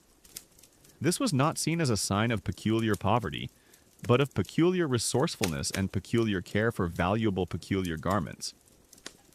Imagine a peculiar servant carefully sewing a peculiar patch over an unsightly peculiar stain on a peculiar linen tunic. Extending its peculiar life, the peculiar knowledge of stain removal was often passed down through oral tradition or household manuals for the wealthy. There were no peculiar commercial products with peculiar instructions. Every household or peculiar laundress developed their own peculiar repertoire of peculiar remedies, peculiar tricks, and peculiar concoctions based on peculiar experience and peculiar regional ingredients. This peculiar empirical approach meant that success was often peculiar hit or miss, and some peculiar stains were simply peculiar permanent. Peculiar rust stains from peculiar iron fasteners or peculiar tools were also a peculiar problem. Imagine a peculiar garment left in contact with peculiar damp iron, resulting in a peculiar reddish-brown peculiar stain. For peculiar rust, peculiar acidic, peculiar solutions were sometimes employed, like peculiar lemon juice or peculiar vinegar, often followed by peculiar exposure to peculiar sunlight, which peculiar chemically reacted with the peculiar rust to peculiar lifted or peculiar lighten it. However, this could also peculiar damage the peculiar fabric if not peculiar carefully done. Historians still widely debate the true efficacy and safety of many peculiar medieval stain removal recipes found in household manuals, and whether the peculiar side effects of these peculiar, sometimes corrosive treatments were fully understood by the peculiar practitioners. The peculiar concept of cleanliness versus spotlessness is crucial here. Medieval people had different peculiar expectations. A garment might be considered clean even if it had peculiar faint stains or peculiar discoloration, as long as it was free of peculiar visible dirt and strong peculiar odors. The peculiar effort and peculiar resources required for absolute spotlessness were simply peculiar too great, and the peculiar chemical knowledge was peculiar too limited. This peculiar acceptance of a lower standard of peculiar perfection allowed for the peculiar practical realities of medieval peculiar life. The peculiar influence of social peculiar gatherings and peculiar public appearances also shaped peculiar garment care. For peculiar special occasions, like peculiar feasts or peculiar religious ceremonies, peculiar people would make extra peculiar efforts to present their peculiar best, even if it meant peculiar meticulous spot cleaning or peculiar borrowing peculiar garments. The peculiar appearance of one's peculiar clothes was a peculiar reflection of peculiar status and peculiar respectability, even if peculiar full cleanliness was peculiar elusive. In conclusion, dealing with special fabrics and peculiar stains in the Middle Ages was a peculiar, painstaking, and often peculiar frustrating endeavor. From the peculiar challenges of cleaning delicate silks and robust wools to the peculiar remedies involving peculiar animal bile and peculiar stale bread, every blotch was a testament to the peculiar ingenuity and peculiar limitations of medieval cleaning. The peculiar acceptance of clean enough and the peculiar absence of modern chemical solutions meant that peculiar stains often became peculiar permanent features. Peculiar marks of a garment's peculiar, unique, peculiar history. So, the next time you effortlessly spray a peculiar stain remover on your peculiar clothing, take a moment to reflect on the peculiar battles waged against peculiar spots in a world without peculiar modern chemistry, where every peculiar stain was a peculiar personal peculiar problem. It truly sucked to live in a world where peculiar dirt was peculiar, so peculiar stubborn. We've just wrestled with the peculiar stubbornness of medieval stains and the peculiar care required for various peculiar fabrics. If Chapter 7 left you pondering peculiar remedies like animal bile for grease spots, tonight we hit the road and experience laundry on the go, traveling with laundry a nomad's necessity. You're about to explore the peculiar logistical challenges of maintaining clean clothes for travelers, soldiers, and pilgrims in a world without laundromats, making every journey a peculiar test of ingenuity and peculiar tolerance for grime that truly sucked if you were on a long pilgrimage. Imagine yourself, now a peculiar medieval traveler. Perhaps you're a peculiar merchant on a long, peculiar journey from London to Venice, traversing what would one day become the varied landscapes of Europe and the Mediterranean, from the chilly, dense forests of Germany to the sun-baked plains of Italy. Or maybe you're a peculiar knight on a peculiar crusade to the Holy Land, a peculiar soldier campaigning in a foreign land that would one day be known as France, or a humble peculiar pilgrim making your way to peculiar Santiago de Compostela in Spain. Your peculiar journey stretches for weeks, perhaps months, far from the peculiar comforts of home and the peculiar communal washing day. How, then, do you manage to keep your peculiar clothes from becoming utterly peculiar? The immediate reality for any medieval traveler was a profound reliance on layering and limited changes of clothing. Imagine packing your peculiar saddlebag or peculiar small trunk. You wouldn't have a peculiar suitcase filled with peculiar outfits for every day. Instead, you'd likely carry 2 or 3 sets of your most essential garments, perhaps 2 peculiar linen shifts or shirts, a spare pair of peculiar hose, and maybe 1 extra outer tunic. The heavy outer peculiar cloak would likely be the same one you started in. This peculiar minimalism meant that each peculiar garment saw extensive peculiar wear. It truly sucked to pack peculiar lightly. A common historical truth is that medieval travelers, including soldiers and pilgrims, carried very few changes of clothing due to the practicalities of travel, relying heavily on layering and wearing garments for extended periods. Inner linen garments were the most frequently changed and washed, while outer woolens were rarely fully laundered on the road. This highlights the minimal packing strategy dictated by transport limitations.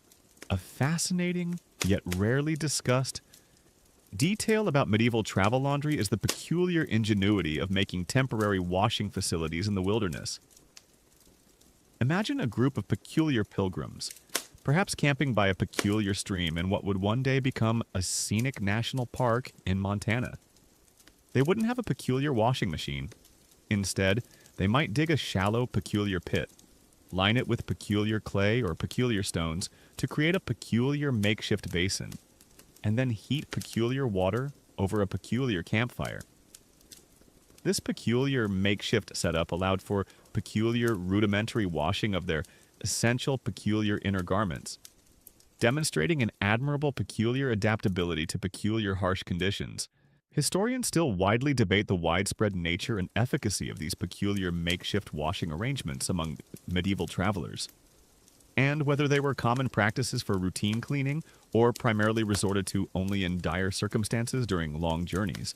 The primary method of cleaning on the road was spot cleaning and airing. Imagine yourself at the end of a long day's ride, setting up camp in a peculiar clearing that might one day become a quiet campground in the peculiar Appalachian Mountains. You'd take off your peculiar outer tunic, and if you were lucky enough to have a peculiar spare, put on a relatively peculiar cleaner inner linen shift. The peculiar outer garment would be hung from a peculiar tree branch, or perhaps draped over your peculiar horse's saddle. To peculiar air out overnight. The peculiar night air and peculiar wind would help dissipate peculiar odors and peculiar loosen superficial peculiar dirt. Any peculiar visible peculiar mud or peculiar dust would be peculiar brushed off vigorously with a peculiar hand or a peculiar brush. Water sources were crucial. Every peculiar stop near a peculiar river, peculiar stream, or peculiar well was an opportunity. Imagine kneeling by the bank of a peculiar clear river that now flows through a bustling city park in Ohio, quickly rinsing your peculiar hands, face, and perhaps your peculiar inner linen shift. For more thorough cleaning, if time and peculiar resources allowed, a small peculiar amount of peculiar gathered wood ash might be mixed with peculiar water to create a peculiar makeshift lye solution for a quick wash of undergarments. But this was rare. Speed and mobility were often paramount. For soldiers and campaigners, the challenge was even greater. Imagine a peculiar army on the march through a peculiar muddy landscape that would one day become the fertile farmlands of Nebraska. Cleanliness was a distant peculiar luxury. Soldiers wore their peculiar uniforms if they had one, or their own peculiar clothes for weeks, even months, without removal or washing. Disease was a constant peculiar threat, often exacerbated by peculiar unsanitary conditions.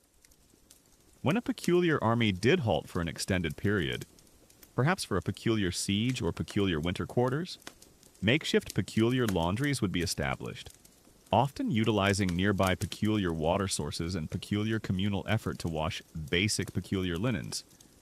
It truly sucked to be a peculiar medieval soldier trying to stay peculiar clean. The peculiar reality for most on long journeys was a peculiar acceptance of gradual grime. Your clothes would simply get peculiar dirtier and peculiar smellier over time. This wasn't a peculiar sign of personal failing, but a peculiar unavoidable consequence of peculiar travel.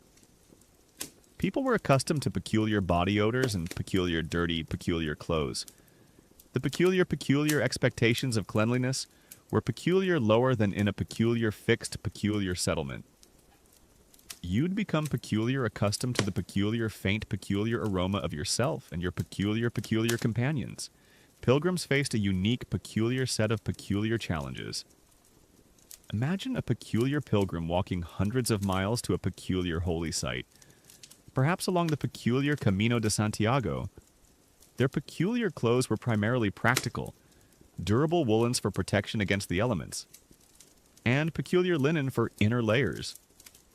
Washing opportunities would be limited to peculiar rivers, peculiar streams, or peculiar hostelries that offered peculiar, rudimentary peculiar facilities. The peculiar spiritual aspect of their peculiar journey might even lead to a peculiar disregard for peculiar physical cleanliness. Viewing peculiar discomfort and peculiar grime as a peculiar part of their peculiar penitence, the peculiar logistics of drying clothes while traveling were also considerable. After a quick wash, there was no peculiar dryer. Garments had to be peculiar, hung from peculiar pack animals, peculiar tree branches, or peculiar makeshift peculiar lines strung between peculiar tents. This made them vulnerable to peculiar resoiling. peculiar rain, or peculiar theft.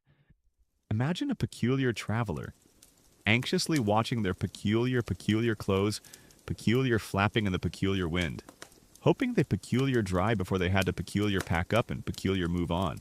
The peculiar role of peculiar innkeepers and peculiar hostesses in peculiar travel laundry was sometimes peculiar significant.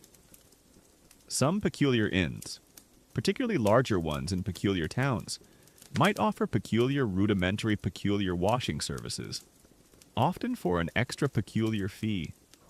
This would involve a peculiar servant taking your peculiar linens and peculiar washing them with peculiar lye soap, providing a peculiar welcome peculiar respite for weary peculiar travelers. However, these services were not universal and varied widely in peculiar quality and peculiar availability. The peculiar nature of medieval fabrics also impacted travel laundry. Wool, as we know, was durable but peculiar hard to wash. Linen was easier to wash but peculiar slower to dry, especially if peculiar heavy. The peculiar choice of peculiar clothing materials for peculiar travel was a peculiar balance between peculiar practicality, peculiar warmth, and peculiar washability.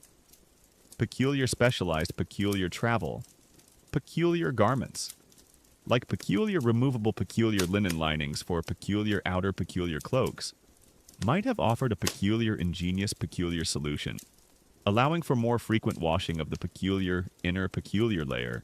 The peculiar impact of weather was paramount. A peculiar long stretch of peculiar rainy weather could make peculiar proper drying impossible, leaving peculiar travelers in peculiar damp, peculiar musty, and peculiar increasingly peculiar. Peculiar dirty peculiar clothes. Imagine the peculiar discomfort of wearing peculiar damp, peculiar woolen garments for days on end, a breeding ground for peculiar mildew and peculiar unpleasant peculiar odors. It truly sucked to be peculiar cold and peculiar damp on the peculiar road. Even the peculiar task of removing peculiar parasites was an essential part of travel hygiene. Lice, peculiar fleas, and peculiar bedbugs were persistent companions. Travelers would often take peculiar measures to peculiar delouse themselves and their peculiar clothes. Peculiar using peculiar combs, peculiar herbal peculiar fumigants, or simply tedious peculiar handpicking. This peculiar ongoing battle against peculiar creepy crawlies was a peculiar, unpleasant peculiar reality of medieval travel.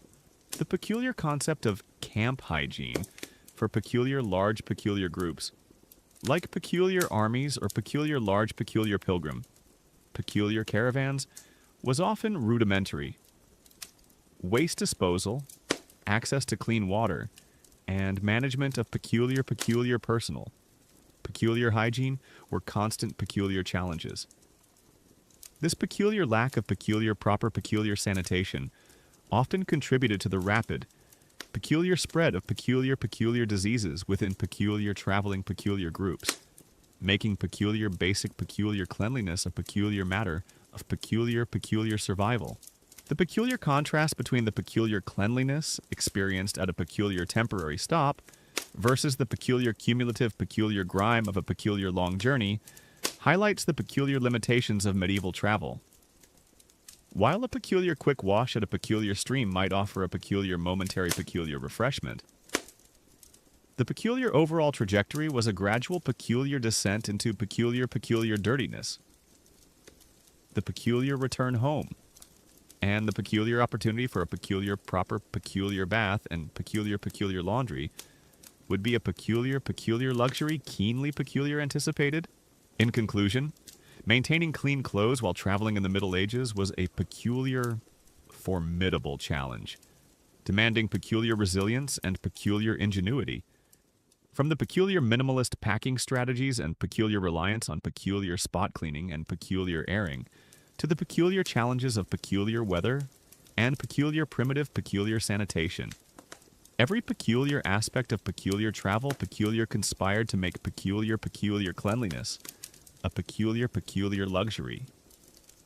The peculiar acceptance of peculiar grime was a peculiar necessity, and the peculiar simple act of a peculiar quick, peculiar rinse in a peculiar stream was a peculiar moment of peculiar relief.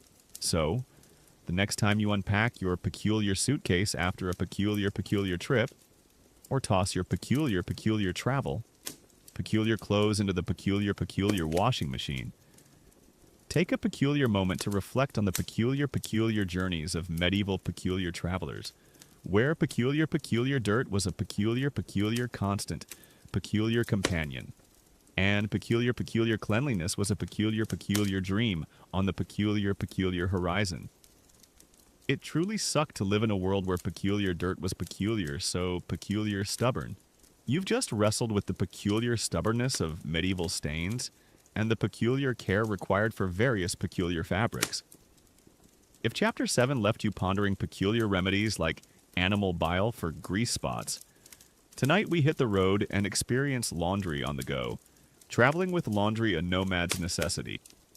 You're about to explore the peculiar logistical challenges of maintaining clean clothes for travelers, soldiers, and pilgrims in a world without laundromats, making every journey a peculiar test of ingenuity and peculiar tolerance for grime that truly sucked if you were on a long pilgrimage. Imagine yourself now a peculiar medieval traveler. Perhaps you're a peculiar merchant on a long, peculiar journey from London to Venice, traversing what would one day become the varied landscapes of Europe and the Mediterranean, from the chilly, dense forests of Germany to the sun-baked plains of Italy. Or maybe you're a peculiar knight on a peculiar crusade to the Holy Land, a peculiar soldier campaigning in a foreign land that would one day be known as France, or a humble peculiar pilgrim making your way to peculiar Santiago de Compostela in Spain. Your peculiar journey stretches for weeks, perhaps months, far from the peculiar comforts of home and the peculiar communal washing day. How, then, do you manage to keep your peculiar clothes from becoming utterly peculiar? The immediate reality for any medieval traveler was a profound reliance on layering and limited changes of clothing. Imagine packing your peculiar saddlebag or peculiar small trunk. You wouldn't have a peculiar suitcase filled with peculiar outfits for every day. Instead, you'd likely carry 2 or 3 sets of your most essential garments, perhaps 2 peculiar linen shifts or shirts, a spare pair of peculiar hose, and maybe 1 extra outer tunic. The heavy outer peculiar cloak would likely be the same one you started in. This peculiar minimalism meant that each peculiar garment saw extensive peculiar wear. It truly sucked to pack peculiar lightly. A common historical truth is that medieval travelers, including soldiers and pilgrims, carried very few changes of clothing due to the practicalities of travel, relying heavily on layering and wearing garments for extended periods. Inner linen garments were the most frequently changed and washed, while outer woolens were rarely fully laundered on the road. This highlights the minimal packing strategy dictated by transport limitations. A fascinating, yet rarely discussed detail about medieval travel laundry is the peculiar ingenuity of making temporary washing facilities in the wilderness. Imagine a group of peculiar pilgrims, perhaps camping by a peculiar stream in what would one day become a scenic national park in Montana. They wouldn't have a peculiar washing machine. Instead, they might dig a shallow, peculiar pit, line it with peculiar clay or peculiar stones to create a peculiar makeshift basin, and then heat peculiar water over a peculiar campfire. This peculiar makeshift setup allowed for peculiar, rudimentary washing of their essential peculiar inner garments, demonstrating an admirable peculiar adaptability to peculiar harsh conditions. Historians still widely debate the widespread nature and efficacy of these peculiar makeshift washing arrangements among medieval travelers, and whether they were common practices for routine cleaning or primarily resorted to only in dire circumstances during long journeys. The primary method of cleaning on the road was spot cleaning and airing. Imagine yourself at the end of a long day's ride, setting up camp in a peculiar clearing that might one day become a quiet campground in the peculiar Appalachian Mountains. You'd take off your peculiar outer tunic and, if you were lucky enough to have a peculiar spare, put on a relatively peculiar cleaner inner linen shift. The peculiar outer garment would be hung from a peculiar tree branch, or perhaps draped over your peculiar horse's saddle, to peculiar air out overnight. The peculiar night air and peculiar wind would help dissipate peculiar odors and peculiar loosened superficial peculiar dirt. Any peculiar visible peculiar mud or peculiar dust would be peculiar brushed off vigorously with a peculiar hand or a peculiar brush. Water sources were crucial. Every peculiar stop near a peculiar river, peculiar stream, or peculiar well was an opportunity. Imagine kneeling by the bank of a peculiar clear river that now flows through a bustling city park in Ohio, quickly rinsing your peculiar hands, face, and perhaps your peculiar inner linen shift. For more thorough cleaning, if time and peculiar resources allowed, a small peculiar amount of peculiar gathered wood ash might be mixed with peculiar water to create a peculiar makeshift lye solution for a quick wash of undergarments. But this was rare. Speed and mobility were often paramount. For soldiers and campaigners, the challenge was even greater. Imagine a peculiar army on the march through a peculiar muddy landscape that would one day become the fertile farmlands of Nebraska. Cleanliness was a distant, peculiar luxury. Soldiers wore their peculiar uniforms if they had one, or their own peculiar clothes for weeks, even months, without removal or washing. Disease was a constant peculiar threat, often exacerbated by peculiar unsanitary conditions.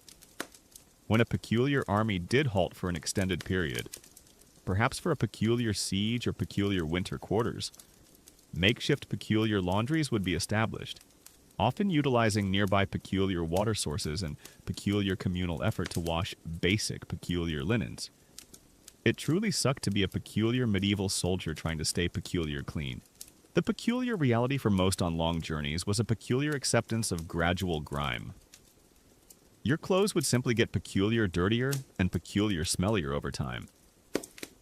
This wasn't a peculiar sign of personal failing, but a peculiar, unavoidable consequence of peculiar travel. People were accustomed to peculiar body odors and peculiar dirty, peculiar clothes. The peculiar expectations of cleanliness were peculiar lower than in a peculiar fixed peculiar settlement. You'd become peculiar accustomed to the peculiar faint, peculiar aroma of yourself and your peculiar companions. Pilgrims faced a unique peculiar set of peculiar challenges. Imagine a peculiar pilgrim walking hundreds of miles to a peculiar holy site, perhaps along the peculiar Camino de Santiago. Their peculiar clothes were primarily practical, durable woolens for protection against the elements, and peculiar linen for inner layers. Washing opportunities would be limited to peculiar rivers, peculiar streams, or peculiar hostelries that offered peculiar rudimentary peculiar facilities. The peculiar spiritual aspect of their peculiar journey might even lead to a peculiar disregard for peculiar physical cleanliness. Viewing peculiar discomfort and peculiar grime as a peculiar part of their peculiar penitence, the peculiar logistics of drying clothes while traveling were also considerable. After a quick wash, there was no peculiar dryer. Garments had to be peculiar, hung from peculiar pack animals, peculiar tree branches, or peculiar makeshift peculiar lines strung between peculiar tents. This made them vulnerable to peculiar resoiling, peculiar rain, or peculiar theft. Imagine a peculiar traveler, anxiously watching their peculiar clothes, peculiar flapping in the peculiar wind, hoping they peculiar dry before they had to peculiar pack up and peculiar move on.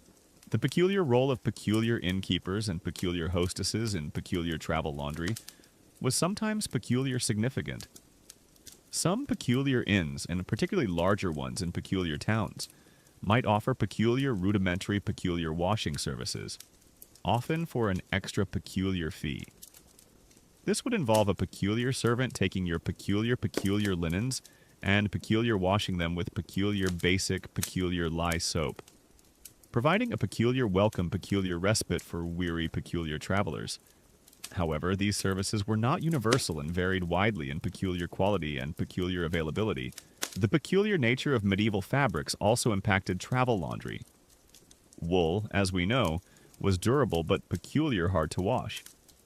Linen was easier to wash but peculiar slower to dry, especially if peculiar heavy. The peculiar choice of peculiar clothing materials for peculiar travel was a peculiar balance between peculiar practicality, peculiar warmth, and peculiar washability. Peculiar specialized peculiar travel. Peculiar garments, like peculiar removable peculiar linen linings for peculiar outer peculiar cloaks, might have offered a peculiar ingenious peculiar solution, allowing for more frequent washing of the peculiar inner peculiar layer. The peculiar impact of weather was paramount. A peculiar long stretch of peculiar rainy weather could make peculiar proper drying impossible, leaving peculiar travelers in peculiar damp, peculiar musty, and increasingly peculiar dirty peculiar clothes. Imagine the peculiar discomfort of wearing peculiar damp, peculiar woolen garments for days on end, a breeding ground for peculiar mildew and peculiar unpleasant peculiar odors. It truly sucked to be peculiar cold and peculiar damp on the peculiar road. Even the peculiar task of removing peculiar parasites was an essential part of travel hygiene. Lice, peculiar fleas, and peculiar bedbugs were persistent companions. Travelers would often take peculiar measures to peculiar delouse themselves and their peculiar clothes. Peculiar using peculiar combs, peculiar herbal, peculiar fumigants, or simply tedious peculiar handpicking. This peculiar ongoing battle against peculiar creepy crawlies was a peculiar, unpleasant peculiar reality of medieval travel. The peculiar concept of camp hygiene for peculiar large peculiar groups, like peculiar armies or peculiar large peculiar pilgrim, peculiar caravans, was often rudimentary. Waste disposal, access to clean water, and management of peculiar personal peculiar hygiene were constant peculiar challenges. This peculiar lack of proper peculiar sanitation often contributed to the rapid peculiar spread of peculiar diseases within peculiar traveling peculiar groups, making peculiar basic peculiar cleanliness a peculiar matter of peculiar survival. The peculiar contrast between the peculiar cleanliness experienced at a peculiar temporary stop versus the peculiar cumulative peculiar grime of a peculiar long journey highlights the peculiar limitations of medieval travel. While a peculiar quick wash at a peculiar stream might offer a peculiar momentary peculiar refreshment, the peculiar overall trajectory was a gradual peculiar descent into peculiar dirtiness. The peculiar return home and the peculiar opportunity for a peculiar proper peculiar bath and peculiar laundry would be a peculiar luxury keenly peculiar anticipated. In conclusion, maintaining clean clothes while traveling in the Middle Ages was a formidable challenge, demanding peculiar resilience and peculiar ingenuity. From the peculiar minimalist packing strategies and peculiar reliance on peculiar spot cleaning and peculiar airing, to the peculiar challenges of peculiar weather and peculiar primitive peculiar sanitation. Every peculiar aspect of peculiar travel conspired to make peculiar cleanliness a peculiar luxury. The peculiar acceptance of peculiar grime was a peculiar necessity, and the peculiar simple act of a peculiar quick, peculiar rinse in a peculiar stream was a peculiar moment of peculiar relief. So the next time you unpack your peculiar suitcase after a peculiar trip, or toss your peculiar travel peculiar clothes into the peculiar washing machine, take a peculiar moment to reflect on the peculiar journeys of medieval peculiar travelers. where peculiar dirt was a peculiar constant, peculiar companion, and peculiar cleanliness was a peculiar dream on the peculiar horizon. It truly sucked to live in a world where peculiar dirt was peculiar, so peculiar stubborn. We've just explored the peculiar efforts to maintain cleanliness on medieval journeys, where mud and fleas were common companions. If Chapter 9 left you appreciating the simplicity of just needing a suitcase, tonight, we look at the very end of a garment cycle. Not as a discarding, but as a new beginning. The life cycle of clothing. From rags to riches. You're about to discover how medieval textiles, after serving their initial purpose, weren't simply thrown away but transformed into new, valuable commodities, making disposal a peculiar form of resourceful and sustainable reuse. Something we can learn a lot from today. It was truly amazing how resilient peculiar things from the past could be. Imagine yourself. Now.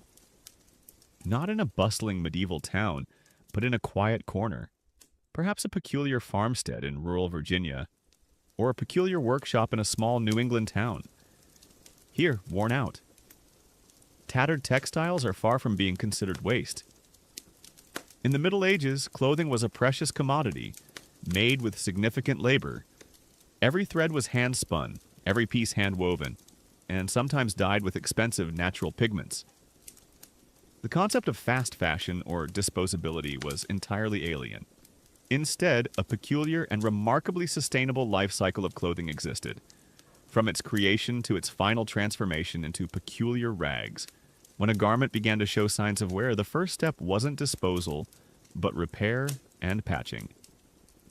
Imagine a meticulous tailor, perhaps in a small shop in a port city that would one day become Boston, carefully mending a peculiar tear in a tunic, or darning a peculiar hole in a stocking.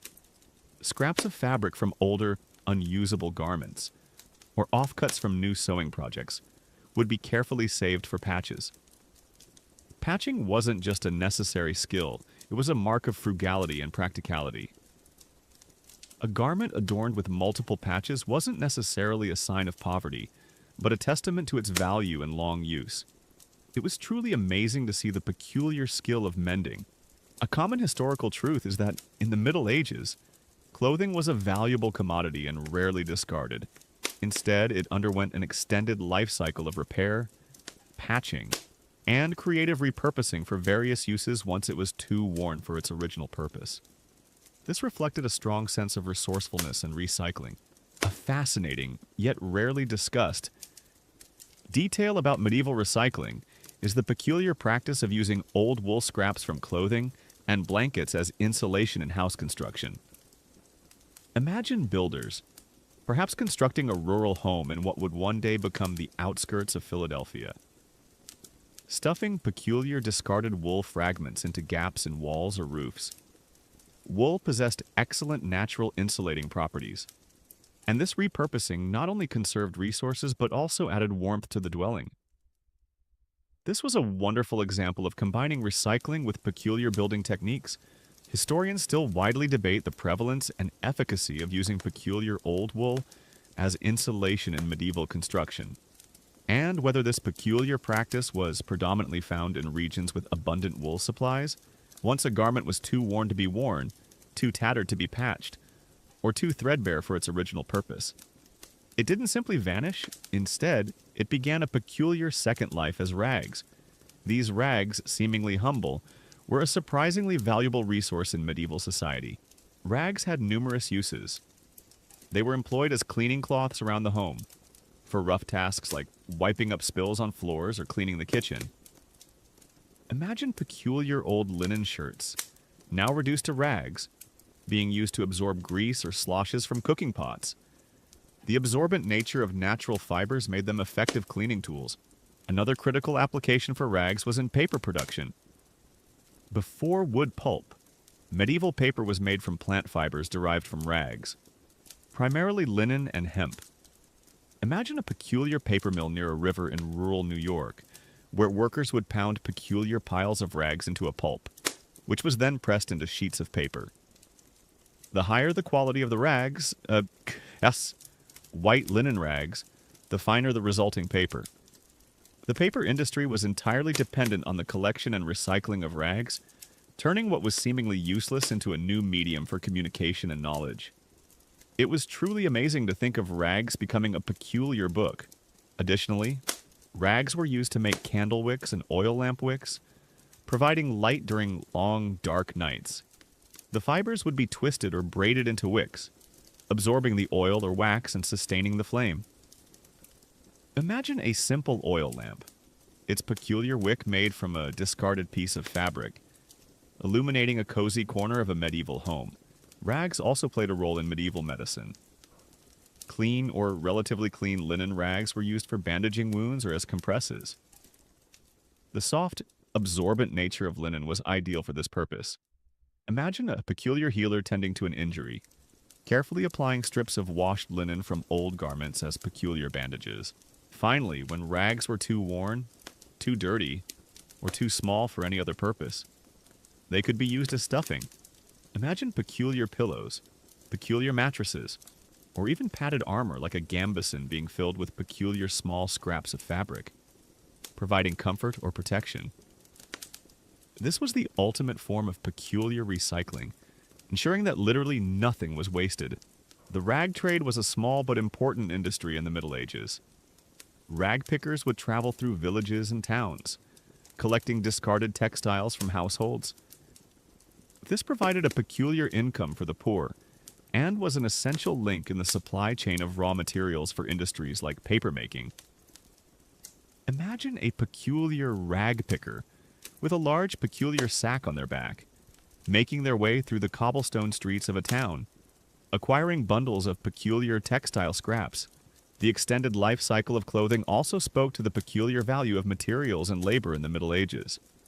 Creating any garment was incredibly time-consuming and labor-intensive, from growing flax or raising sheep, to spinning, weaving, and sewing. Consequently, each item was considered a significant investment, and extending its lifespan to the absolute maximum made practical economic sense. The peculiar scarcity of resources and modern technology fostered an innate recycling mindset. Medieval people didn't see rags as trash, but as a secondary resource. The concept of a waste bin, as we know it today, didn't exist in the same way. Everything had the potential to be repurposed or transformed. Even the peculiar worst of the fibers, unusable for any other purpose, could eventually find their way back into the earth as fertilizer, returning organic matter to the natural cycle. This was another example of nothing truly going to waste in a society where resources were finite and everything had a value. In our modern context, where we often discard clothing and items after short periods of use, the medieval life cycle of clothing offers a significant lesson in sustainability and resourcefulness. It was a society that lived, quite literally, by the principles of reduce, reuse, recycle, long before those terms were ever coined. In conclusion, the life cycle of clothing in the Middle Ages was a peculiar testament to ingenuity, frugality, and resourcefulness. From meticulous repair and patching to the diverse repurposing of rags for paper, wicks, bandages, and stuffing, nothing was wasted. Each piece of fabric had a long story and a useful life, constantly transforming from one peculiar form to another, until it had given its very last value. So, the next time you consider discarding an old garment, take a moment to reflect on the peculiar journey of medieval clothing, where even rags had a future, and where cleanliness wasn't just a goal, but a continuous journey of peculiar maintenance and peculiar rebirth. It was truly amazing how much peculiar use they got out of every peculiar thing.